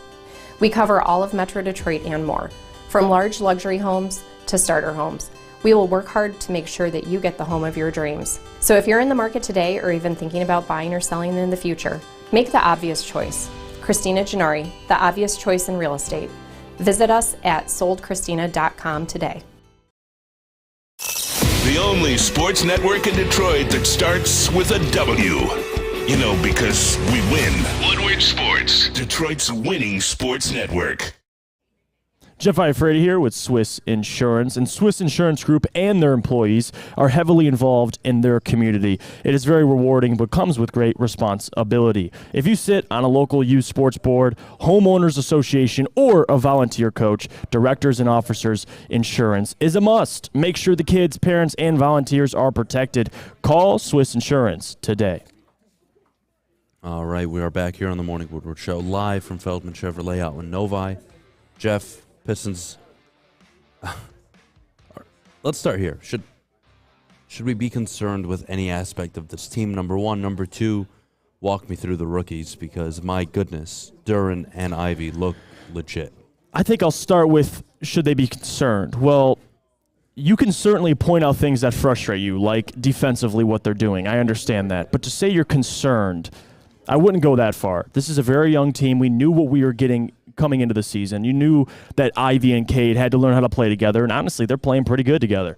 I know it's not equating to wins, but overall, they're at least playing well. Ivey's playing better than at least I expected early on. Duren's making an impact. I think what's really hurting them, and doesn't get talked about enough, because people like to point to the results, not having Burks or Bagley. That's huge. I mean, those two guys are double-digit scores for you. Bagley arguably could be a starter. So for me, I'm not concerned. I really, for me personally, how I evaluate the season, and I talked about this, is players. Are players getting better? These guys have to learn how to win. Notice how they're 1-2. One of the wins is at home. The two losses are on the road. That's part of a young team. They got to learn how to win on the road. And I like to compare this team to the 2019-2020 Memphis Grizzlies. They won 34 games that year. You know what their over-under was before the season? It was 27.5. The Pistons right now, I think their over-under was like 28-29. The Grizzlies, what they did that year was find a way to be middle of the pack defensively and offensively. Right now, defensively, the Pistons sit damn near back end of the NBA. They got to get better. But if they can find a way to be somewhere in the middle and even things out, they can still ultimately reach their goal, which their goal, talking about my goal, is 30 wins. Their goal, I'm sure players, regarding the players, is make the play-in. I don't think they're going to do that. I never thought they were going to do that. If you had legitimate play-in or playoff expectations, that's on you. All I expected was player improvement, and that starts also with coaching. But hearing Dwayne talk after the game and him talk about, listen, there's things we have to overcome, there's things we have to learn, there's progress, certainly a lot of progress among players. That's where I'm at. I'm not concerned. And listen, I enjoyed the Ben Mathurin going at, the Detroit Pistons, going at Saddiq Bey and Ivey, because I love that. I mean, you got to love competitors. But to sit up here, and I'm talking to the people that said you should have taken Ben Mathurin instead of Jaden Ivey, it's actually an idiotic take, because, and I'll tell you why. I saw that this weekend. Please tell me that's a joke. Well, I'll tell you why, because I covered the draft with Sean for a while, and we acknowledge that Ben Mathurin is a player that can be a great pro for 15 years. He can come in at the very worst. He can be a really good 3-and-D player. Jaden Ivey, the potential is clear that he has a higher upside than Ben Mathurin. I think his game is multidimensional. He brings a lot of things to the table that Ben Mathurin just can't do. But you see Ben Mathurin scored 20 in 3 straight games. Talk about his usage rate, by the way, because the Indiana Pacers, they do need all 20 of those points. But the Pistons have a lot of guys on any given night that can get you 25. And you start with Saddiq, Cade, Ivey's another one, and they're still missing Bagley and Burks. Bogdanovich is another guy that can get you 25. So there's more on the table. Now, and let me tell you this. I was fine with Mathurin, completely fine. I actually liked Mathurin a lot. We all talked, me and Sean covered him coming out of the draft. It's a guy that if Ivey was gone, take Mathurin. I wanted Mathurin over Keegan, actually. That was my pick. And Shaden Sharp was right there. But to say we should have taken Mathurin 3 games in, guys, it's idiotic. I mean, let these guys finish a season, for Christ's sakes. Please. Benedict Mathurin takes 3 more shots a game. Ivey shoots 50%. Mathurin shoots 52%. Mathurin attempts 7 threes a game. Ivey attempts 3.7 threes a game. Think about that. Ivey's shooting 46% from 3. He's playing better than expected, Mathurin is especially shooting from 3. 52%. Which one do you think is more sustainable? That's what I thought. You look at rebounds a game. Ivey 5 a game. Mathurin 6 a game. Right. Ivey 6 assists a game. Mathurin 2 assists a game. Ivey 1.5 steals a game. Ivey less than 1 steal a game. Or Benedict Mathurin less than 1 steal a game. Right. Ivey is giving you 18, 5, and 6. Excuse you? They should have taken Mathurin? Excuse you? 3 games 3 games into their careers? If I told you, it's actually if laughable. I read off their stat lines, and you told me which one was more sustainable over the season, right? I would guess you would pick Ivey's. 18, 5, and 6. I would say is more sustainable than 24, 6, and 2, shooting 53% from 3. That's unrealistic. Yeah. And Ivey stop brings it. And Mathurin's a nice player. He is. No one's really saying like he's him. not good. But stop it. You all see the star power. Right. You have potentially a Luka Doncic, a Trey Young, a Ja Morant. Yeah, dynamic player. You potentially have that in Jaden Ivey. Right. Mathurin's coming off the bench, and his sole job is to jack up threes. Yep, get buckets. Almost half of his shots He attempts 16 a game. Yep. Almost half of them are three-pointers. He's a good. Listen, at And the look, very he's worst, a good three-point shooter, but he'll be a that's good not pro. the point. Right. It's a ridiculous opinion to have. It is. There's nobody that is right about Jaden, Ivey, or Benedict Mathurin 3 games into the year. I'm sorry. You're all stupid if you think that. I'm not having that. And Jeff. what did I say before the season? I've been preaching this for weeks, and I want to hear I got to get credit on this. What was one thing that didn't get talked a lot about Ivey? Defense, right? No one really talked about it, but me. We were on the morning show. I always talked about it. 6'4" with a 6'10" wingspan. Troy Weaver challenged him to be a better defender. That was one thing I put the exclamation point on is what I'm going to be paying attention to. One thing that I talked about that I didn't expect this early was his passing ability. Like, Ivey just brings things. He can do things physically Ben can't do, like his speed. Like, there's things that Ivey can just do that not a lot of people can do, but specifically Ben. So that's why you take a guy like that, number 5 overall. But again, Pistons, listen, you can nitpick certainly. Like, for me, for a guy like Killian Hayes playing 18 minutes a night, and you're giving me 3 points per game. I know he didn't have a bad game last game, but overall he's been underwhelming. And that's something that I think will change moving forward. I'm not going to sit here and say Killian will be like that the entire season. He'll be fine. But there's certainly things you can nitpick. So, again, I think they're hurting not having Bagley and Burks. It's a very young team. They're missing a lot of defensive assignments. You see Duren in the pick and roll. He struggles in it defensively. And that's something he's going to have to learn. I mean, you have 2 rookies playing significant minutes on your basketball team, depending on them. So, in that case, yeah, expectations sometimes are going to get mixed up. They're going to have nights where they look really ugly. They're going to have nights, or at least maybe a couple games, where you say, you know what? They're playing really good basketball. But things might turn around very quickly. So, guys, please, you got to stay steady. You got to stay level-headed, and you got to stay patient with this team. It's a very young roster. Walk me through the rest of the year. You know I love Ivey. Mm-hmm. I was right or wrong. I don't really care at this point, but I did say I thought he would be the best player coming out of the draft. And I was shocked that the Kings took Murray. Having said that,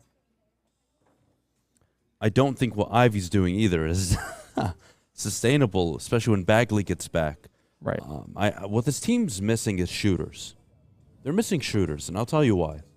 Because when Ivey's out on the court, what is he best at doing? Dribble, penetration. Yep, attacking the basket. Kicking out. Yep, penetration. Right? And his ability to penetrate is only so good when teams decide to collapse, right? He's not a polished finisher yet, right? He still has years ahead of him. Right. But you saw in the game against Indiana, what was it, 10 rebounds? He is everything I could have asked for so far to start the year. Uber athletic. Can attack the basket. An effective field goal percentage is actually pretty decent from 3 so far to start the year, shooting 46%. Mm-hmm. I would say the team's record is what it is. I didn't think they were a play-in team, but again, you got to find ways to win some games, right? And clearly, Cade is the fourth quarter guy, right? We've learned that much down the stretch last year, and so far this start of the year, you've seen. God, I can't talk. You've seen Cade take over late in the fourth quarter. Right. I mean, he did it against Indiana. I would like him to insert himself a little earlier, correct? But, you know. It's a balance. Right. He's learning to play with Ivey. Ivey is a rookie out there. We have to remember that. Duren is a rookie, and he's learning and getting more minutes. Isaiah Stewart, you'd like to see the 3 start to drop sooner than later. Yep. There are pieces I like about the team, but you can't go 4 or 5 minutes only scoring 2 points. And that's what they did against Indiana. It's what they did the game prior. It's what they did in the opener. You saw it against the Knicks. They go 4, 5, 6 minutes without scoring. You can't have that. And what does that come down to? Well, when Cade's not on the court or Sadiq isn't, and it's Killian Hayes and Ivey, Killian Hayes isn't getting you a bucket. He sucks so far. I'm sorry. Offensively, he just sucks. He's a good defensive player. That's it. As of right now, offensively, he ain't got nothing. And you look at Jaden Ivey. Well, all right, do I want him recklessly attacking the basket and jacking up shots? No. I want him attacking the basket and making the right basketball decision, which, in theory, he's making more times than not. And I'd like shooters around him to finish the deal. So you're not going 4, 5, 6 minutes, Jeff, in the second quarter and go not flat. scoring. Yeah, I think Burks is a guy who hit 40% last year, so he's going to help out in that area. And I love this comment, by the way. My guy Donovan Strong on woodwardsports.com. He goes, this whole Matherin over Ivey and Kayvon over Hutch debate is really low IQ conversations this early into their careers. 100%. And that's something you got to deal with, too. I mean, fan bases are going to question everything when things don't go right. So it's my job to keep a level head with the Pistons fans and the Pistons community, because really, the reality is, you're going to go on Twitter some nights and everyone's going to be saying, trade this person, trade that person, fire this person. But there's going to be other nights, Adam, this season where you're sitting there going, man, did they really just beat the Celtics? Did they really just beat the Warriors, whoever it is? I think they'll have some upset wins, but there's also going to be some ugly losses. So, sure. Again, it's going to be a patient. People forget, too, they're a year behind the Red Wings. The Red Wings spent money this offseason. The Pistons are going to do that this upcoming offseason. So, listen, as much confidence as we had in what Troy Weaver's doing, Troy Weaver especially knows this because Troy was a part of OKC when they had James Harden, Russell Westbrook, and Kevin Durant, Serge Ibaka, and everybody. And you know what they did? They traded Harden. They traded him too early. And Troy even mentioned that at some point, acknowledging that, listen, you got to be patient with these things. You got to allow players to develop before blowing everything up and possibly I don't think risk. It's a talent issue right now. No, I don't think it's not. Dwayne Casey. And I don't think it's a coaching issue. It's just youth to me. In the NBA, it does take time. Right. Right. In hockey, if you draft a Connor McDavid, you saw what Edmonton did their first few years. Nothing. Right. In hockey, in basketball, it does take time. The NFL is the one unique sport where literally you can take a team that was picking third overall, and the New York Giants now have them sitting at 6-1 with the best record in the NFL. Mm-hmm. Right? So, because the NBA, unlike the NFL, you could turn it around. The NBA, you're waiting for your stars. Quicker. I'm sorry, Yeah, Cade Cunningham is not a superstar yet. Luka is a superstar. He's been in the league. This is his fourth year, right? Correct. Fourth or fifth, but still, he's been in the league for a couple of years. Here's the conversation. Cade needs to take that step. So does Ivey. Yep. That's why I said, when was it? I think 2 weeks before the draft, I told you what's their timeline for a championship contender. I said 4 to 5 years, man. Yeah, that's pretty realistic. Maybe I say minimum 2, 4. 3. Well, minimum 4 to compete. Right, because the Grizzlies, unless they hit, and Ivey's literally a top 10 player, and so is Cade. I mean, okay, whoa. Right, then I can't say ahead of anything schedule. about that, Correct. But that's what we're talking about. And Livers just came back too last game. He looked good. I'm not losing confidence. Right, you're getting guys back healthy, so be patient. They're fun to watch. Go through the ebbs and flows of the season. The appropriate steps. Yep. I'm not worried at all. As long as the players are getting better. 100%. Let's take a quick break. When we get back, Monday morning headlines. We did this Friday. The one you didn't want to happen did happen. The Lions lost. We'll talk about the Lions and Dan Campbell coming up in just a bit. But before we do, I got to tell you about Planet Fitness. And where we'll be live Wednesday, October 26th from Planet Fitness on Ryan Road in Sterling Heights, Michigan. We'll be giving away Michigan versus Michigan State tickets with 1 free year of the Black Card membership, a signed Darren McCarty jersey, and a signed Braylon Edwards jersey. So make sure you come out and have a good time over at Planet Fitness out on Ryan Road in Sterling Heights, Michigan. We'll be right back for some Detroit Lions talk. At work and at home, we're there with smarter security solutions. Featuring complete automation with customized alerts and more. For over 90 years, we've been the company that's been counted on to protect what matters most, all with personalized service and care. Right now, for a limited time, receive a free video device plus free installation with a new home system. Guardian Alarm. We protect Michigan. When you need apparel, there's only one place to go. Big Frog in Novi. With no setup fees, no artwork fees, no minimum, and a 24-hour turnaround, you can have your whole team outfitted in no time. Embroidery, direct-to-garment, vinyl, and screen printing, Big Frog has it all in all the styles you want. So whether it's a sports team, fundraiser, school event, or corporate needs, Big Frog is your one-stop destination. Visit bigfrog.com/Novi or call 844-4-BIG-FROG. Get a shot up. This is for the win. All of Detroit's sports teams live on Woodward. All of Detroit's sports coverage lives on Woodward Sports. Driving the best in Detroit sports coverage. Jeff Iafrate here. Let me tell you about our friends at Alta because, guys, at Alta, uptime matters. Alta Equipment has everything you need to get the job done. If you have a big project coming up, well, Alta Rent has you covered. Call them today, 844-GO-TO-ALTA. That's 844-GO-TO-ALTA today. All right, well, we're back here on the Morning Woodward Show. The Detroit Lions lose to the Dallas Cowboys 24-6. I can't forget, before we get into the headline this morning, I can't forget to acknowledge Jeff Okudah. Yep. Had a hell of a game. Josh Paschal. Aidan Hutchinson. Kerby Joseph. Deserves some of that. You want to throw in John Cominsky, I don't mind. Yeah. Congratulations. That was well played. Played arguably your best games of the season, all of you. And it reflected in the result of the game. The defense held their own. They forced Dallas to punt. They forced a turnover. They did well. They held Dallas to 3 halftime points.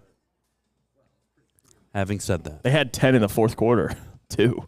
Having said that. That's why I was saying earlier, like, it wasn't a game where I look at it and say, they can't win you this know what, game. Dallas was the It was better in their team. hands, yeah. Like, It I'm was in their sorry, hands. Dallas was not the better team, but you were the dumber team. You were the less focused team. You were the less disciplined team. So my Monday morning headline this morning is Dan Campbell isn't it. Yeah, that's the reality. And that's just a cold, hard truth. I'm sorry. I don't want to say that. I would love for him to be 5-1. I would love for him to be making great decisions. Yeah, I was saying not even 5-1. You could be be a disciplined team. Hell, 3-2, 3-3, 4-2, whatever it may be. I would take any of that at the moment. But the reality is he's not capable of it. And I'm sorry. I look at 2 columns coming off a bye week. Turnovers, penalties. 8 penalties, 5 turnovers. Mhm. Unacceptable coming off of bye week. I don't care if Amon-Ra St. Brown was shot during the game. Get it together. You have no excuse. 1-5. What a joke. What a joke. Sit there and tell me, hey, guys, sitting there crying during Hard Knocks. Hey, guys, you just got to trust me, guys. I got a plan. I just need you guys to believe in me. I don't want to be putting you in pads, guys, but you got to trust me, man. You just got to trust me, man. I got a plan. I swear to God, man. You ever see a coach talk like that? I think talks like a bitch. This is my theory on Dan. That's what he talks like. I think Dan feels the pressure a little bit. Pressure. Of course he feels the you pressure. See He's some of choking the up in the press I conference know, yesterday. but you see how he's talking in the press conference too. Remember last week it was, or excuse me, not last week, but the previous week it was, the turnovers and and then this week it was the turnovers. And I get the turnovers, but trust me, there's dude, I could go out there and lose 5 games. And he did say and the I could untimely sit up there and acknowledge what went wrong. That's so easy to do. How about fixing it? Right. And I loved your tweet, by the way. I laughed at it. It was quoting what he said. He said, hey, Dude. if we fix a couple things, we don't turn the ball over, we win. No. Congratulations, Dan. You figured it out, buddy. If you don't turn the ball over, you have a chance to win football games. If you don't commit 8 penalties, you have a chance to win a football game. That is true. If All you those execute penalties, in certain situations, turnovers. you have a chance. What do you know, Dan? Yeah. Thank you. We all didn't know that going into the game. And it's like the McDonald's ice cream example. The machine is never fucking available. Well, if they fixed it, I can never get a McFlurry or anything. But if they fixed the it, ice cream machine is always broken. I Instead ended of up telling me getting all one. the excuses why it's broken, how about you fix it? Dan Campbell right now is a McDonald's store manager who can't get their ice cream freaking machine fixed. And that's what Dan Campbell is. And I guess that's really the conversation, because I could sit up here and say, yes, I don't believe Dan is solely responsible for all those turnovers, but the reality is he's your football coach, and he's 4-18-1. And on top of that, he has a ton of games you could pull up, a ton of tape where there's been questionable decisions being made. Now, and I want to bring up, and I want to hear your thoughts on it too, the decision to take it to half. I tweeted out, I didn't have an issue with it. Now, judging how the game went in the fourth quarter and all those turnovers, definitely glad he chose to go to halftime. But I actually liked that conservative game plan for the most part, choosing to kick the field goals. It's crazy how Badgley can actually make field goals. Isn't that crazy? I didn't know that. I'm not going to Badgley lie. can kick. I had an erection watching them punt and kick field goals. Me too. I've never been more happy. They finally used their shiny weapon, Jack Fox. They just gave him an extension. But again, if you want to discredit Dan, which I'm okay with, it makes sense, for the lack of discipline, for some of the turnovers. Listen, as much as I agree he's not it, we got to at least give him credit too for some of how the players play defensively, or give Aaron Glenn credit, however you want to go with it. I would love to be sitting here giving him credit for having his team ready to play coming off a bye week and them winning. But fourth what do you quarter, know? they imploded. The second half showed up, imploded. and they didn't make any changes, and the Dallas Cowboys did. They imploded in the fourth quarter. That's what do you know? Dan Campbell verbatim said this after the game. I want to repeat it. Let me hear it. I want all of you to really listen and tell me, does this sound like a head coach to you? Starts off the sentence with, dude, you change a couple things, man. You take care of the football. You play your game plan the way you should. All of a sudden, you win. I swear, as much of an ass as Matt Patricia was, as ignorant as some of his pressers were, this is right up there. This is right up there with, oh, well, I'm the guy that called the greatest defensive play in Super Bowl history. Shut up, Matt. Shut up. And that's exactly how I feel about Dan Campbell right now. Just shut up. Just shut up. Stop telling me every Sunday it's on me, man. We got to do better, man. You know, if we didn't turn the ball over, man, we'd actually have a chance, man. Dude, imagine saying this after a game. Dude. Start your sentence with, dude, wow, you're a head coach in the NFL.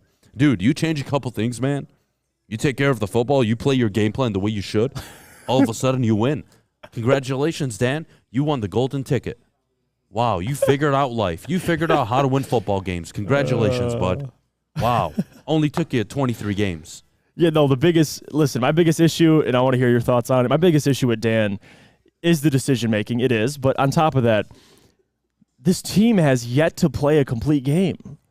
Besides, if you want to say Minnesota was the most complete game they've played, well, they botched that last touchdown to KJ Osborne, so I wouldn't really call it a complete game.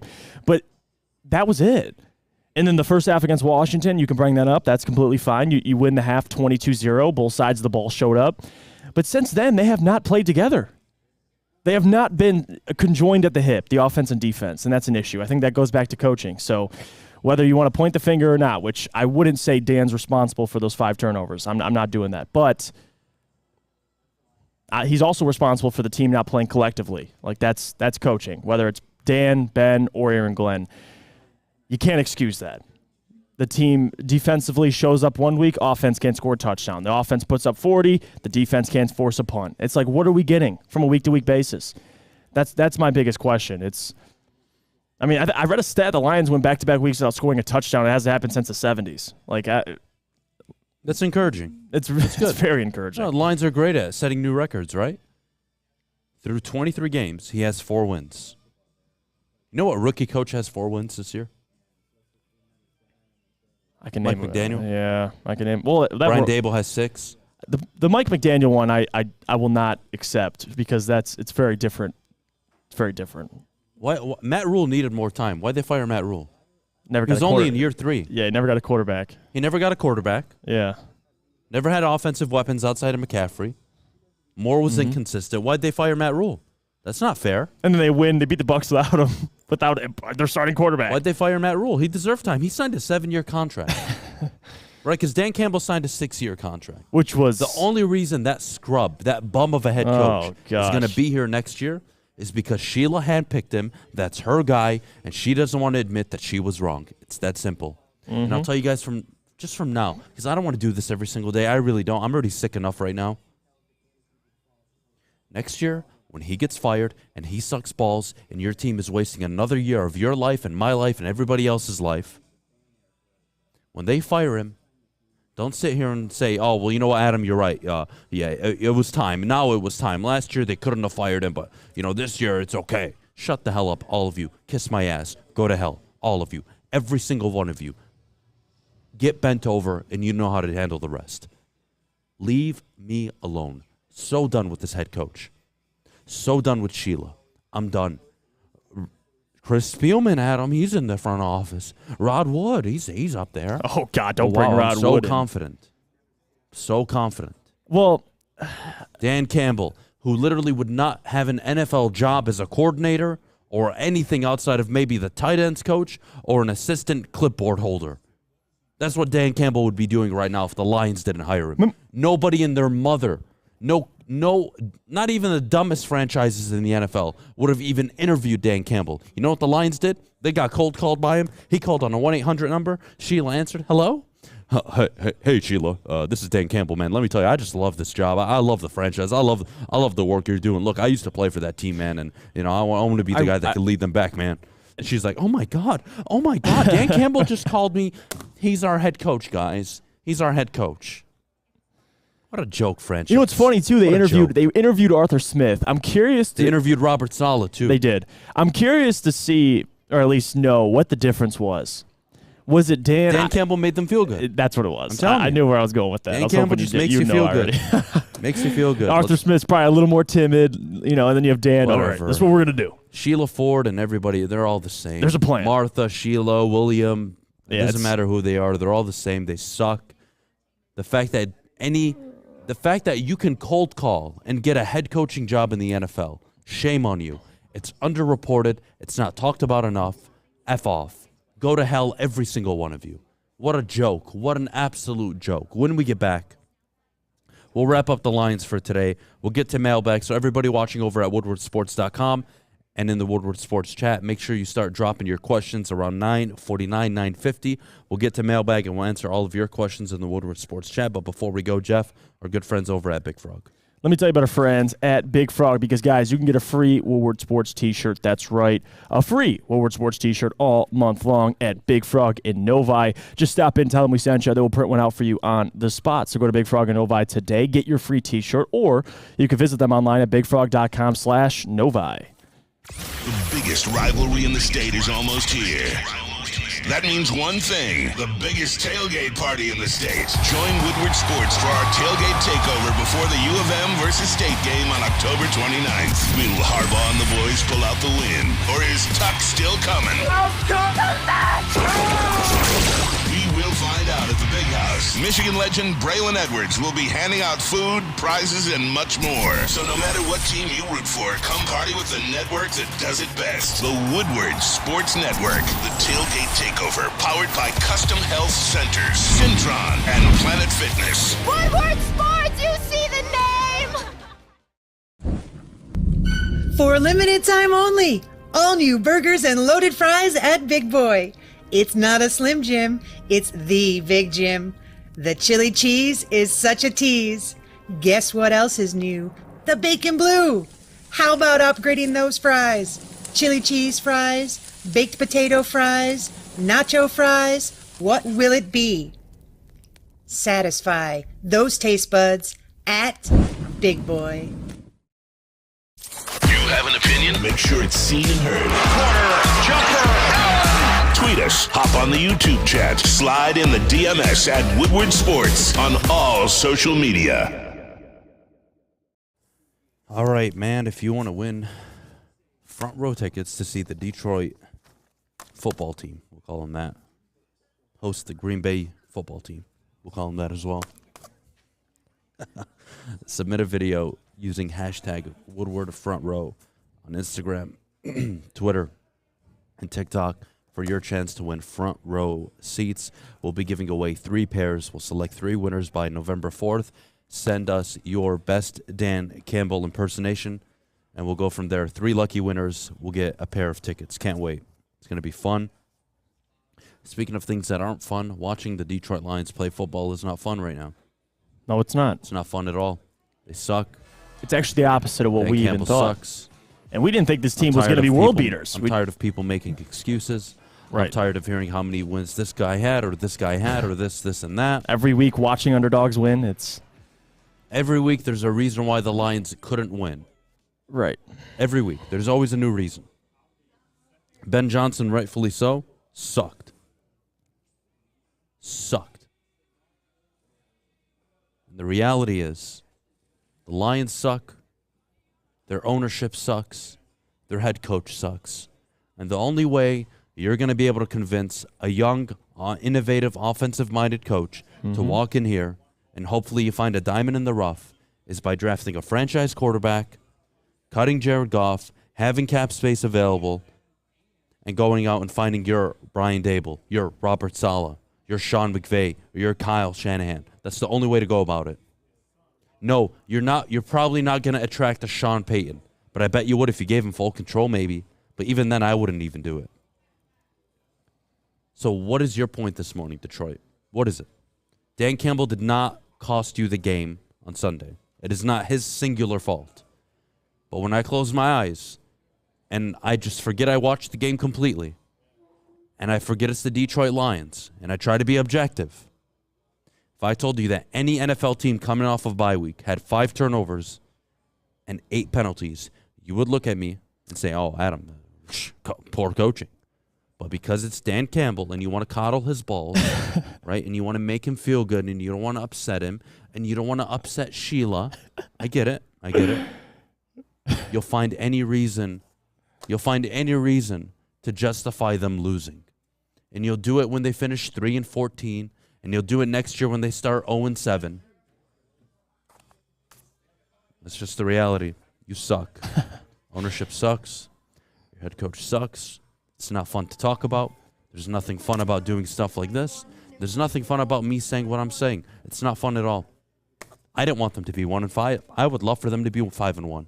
I would love for them to be 4-2. Yeah, I was going to say 3-2. I would love for them to be in a position where I could talk about them legitimately contending for a wild card spot in a weakened NFC this year. But you know what I get? I get a 1-5 football team to talk about, and then it's my fault. Adam, you're too mean. Adam, you're the bad guy. Adam, nobody wants to come coach the Detroit Lions. Shut the hell up. There are 32 jobs in the NFL. You think somebody wants to go work for the Washington Commanders? Huh? Right. Yeah, you think anybody wants to go work for the Miami Dolphins? That narrative, after their situation? That narrative, I don't want to hear about the behind. Lions. They can't attract the head. Shut up. The Cleveland Browns were able to get Stefanski. Mm-hmm. Shut up. The Texans. How far down the list should I go? Does anybody want to go to work for David Tepper right now out in Carolina? Watch them go find themselves a head coach. No. Stop it. There are 32 jobs. It is a privilege to be a head coach in the NFL. And when you're a disgrace of a head coach like Dan Campbell is, shame on you, Sheila Ford, for ever even answering that phone call. Shame on you. Pathetic. Pathetic. And then I got to sit here and hear why it's okay, or why it's okay they lose, or why they lose, and why they can't get a shut up. All of you, shut up. Go to hell. I don't want to hear it.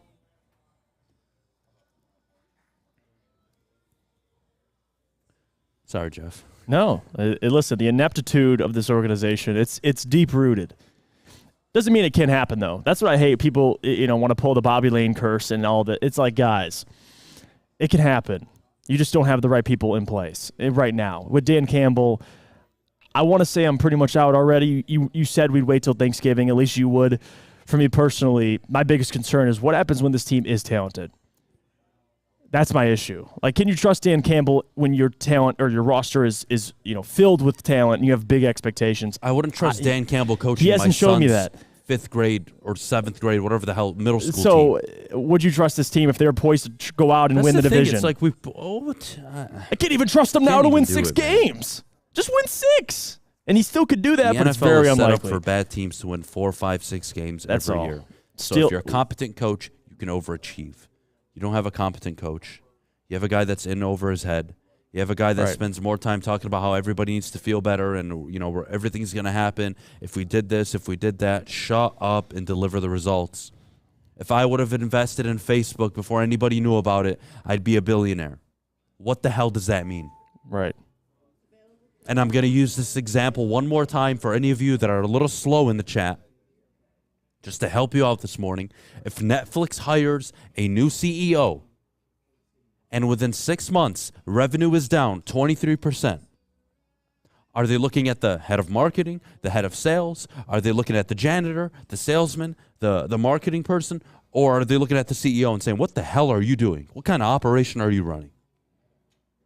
Keep making the excuses. When we get back, we'll answer all of your questions in the Woodward Sports Chat. So make sure all of you drop your questions right now.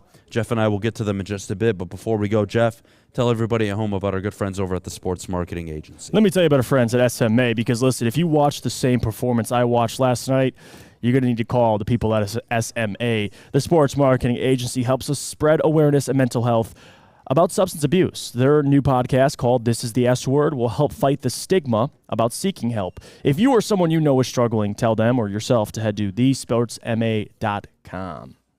Woodward Sports is giving you another chance to sit front row, this time at the Detroit versus Green Bay game. Think you have the best Dan Campbell impression? Woodward Sports, let's go. Can you say man with the best of them? I got it. Here's what I need, man. I need you to trust me. I swear to God, I'm not a lunatic. I swear to you. Can you say, let's go for it on 4th down? Man, I got a plan, I swear to you. All I think about is you guys. That's all I think about, man. Are you a master motivator? That's all I think about is you guys. Show us in a video. Record your best Dan Campbell impression and post the video on Twitter or Instagram using hashtag #WoodwardFrontRow. We'll select the best 3 impersonations of Motor City Dan Campbell and send you and a guest front row. So knock the dust off the old sweatpants, light some kneecaps, and enter today. And as always, go Lions, man. I just need you to trust me. That's all. Please. I don't care if I got one toe, 2 butt cheeks, and a rock.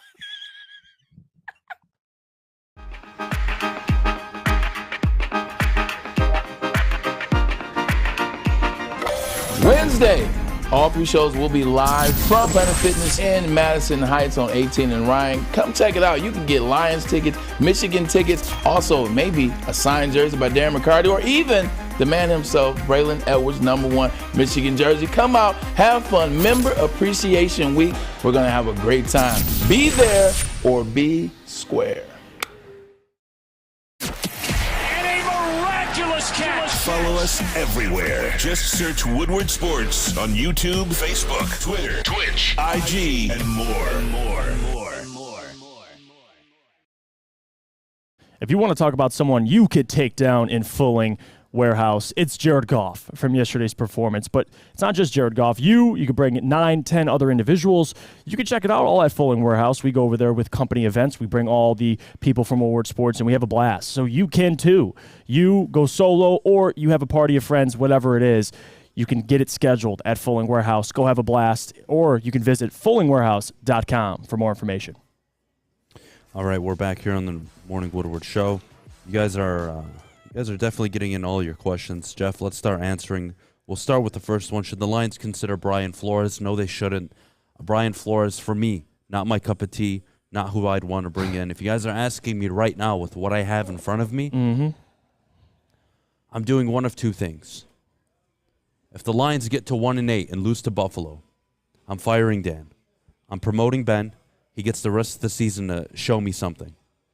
If that doesn't work out, or I'm not too confident in it, I'm looking at Mike Kafka.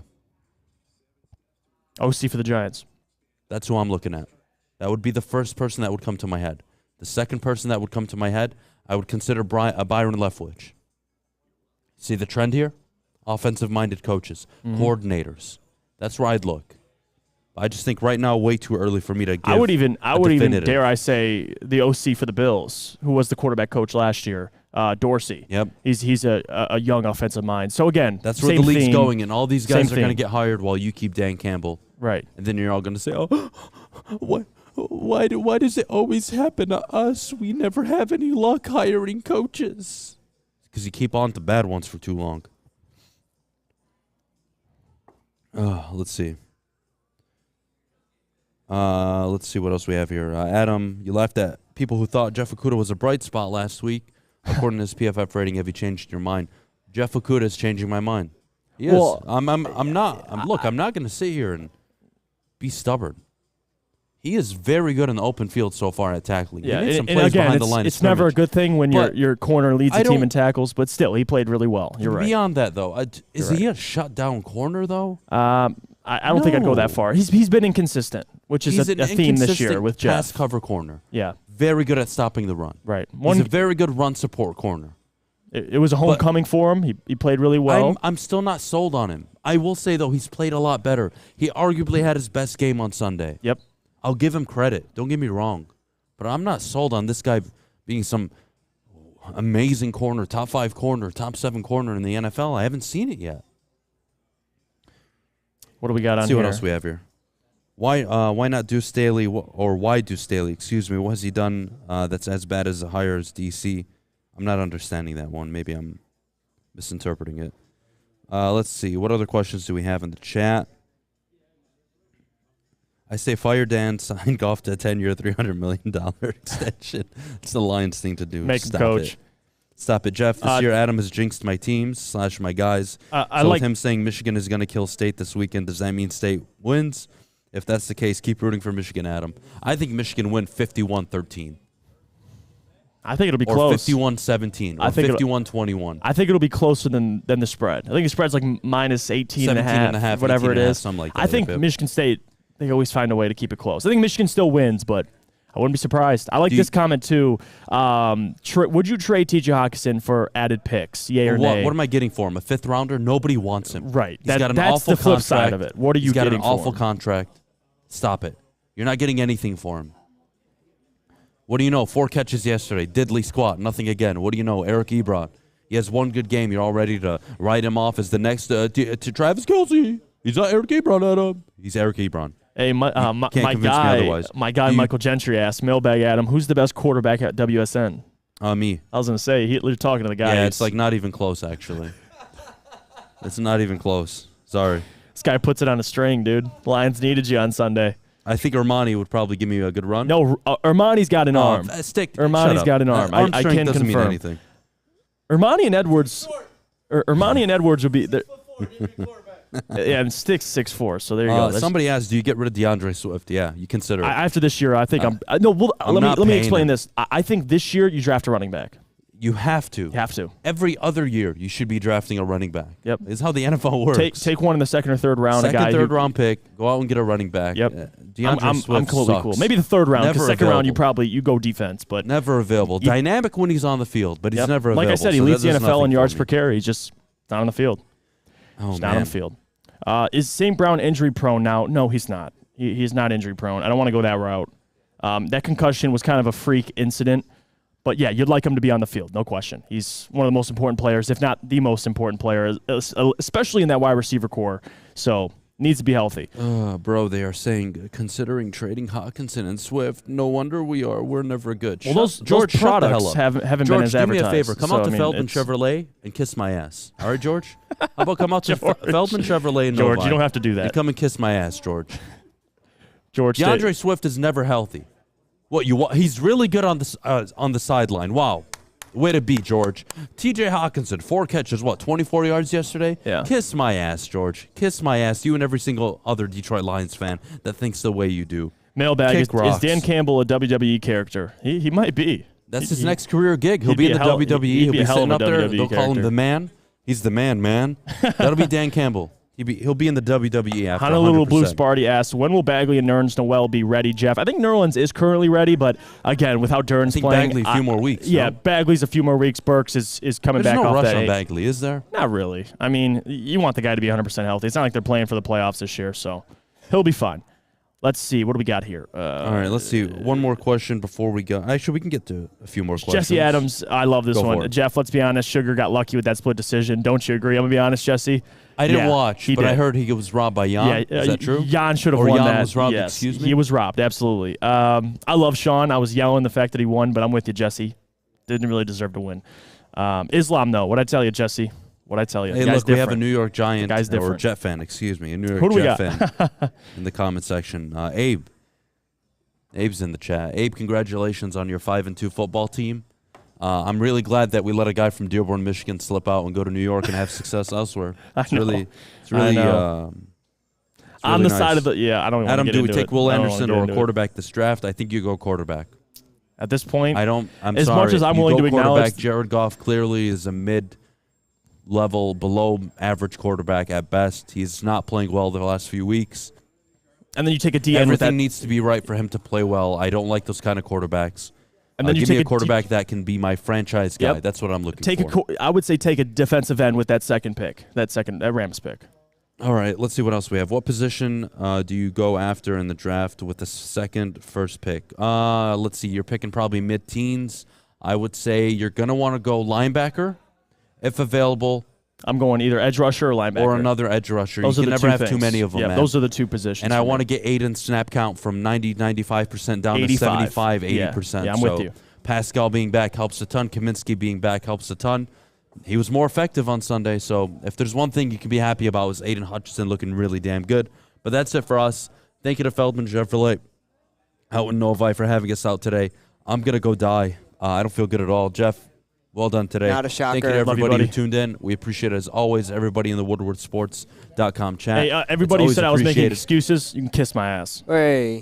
Detroit do that. Lions fans who make excuses also. Because I'm far from making excuses, trust me. We're Go out watch of some here. shows. Y'all have a good rest of your day. Deuces. We'll see you tomorrow. Go watch sports. A lot of good sports today. Go enjoy it. Heidi, not bye.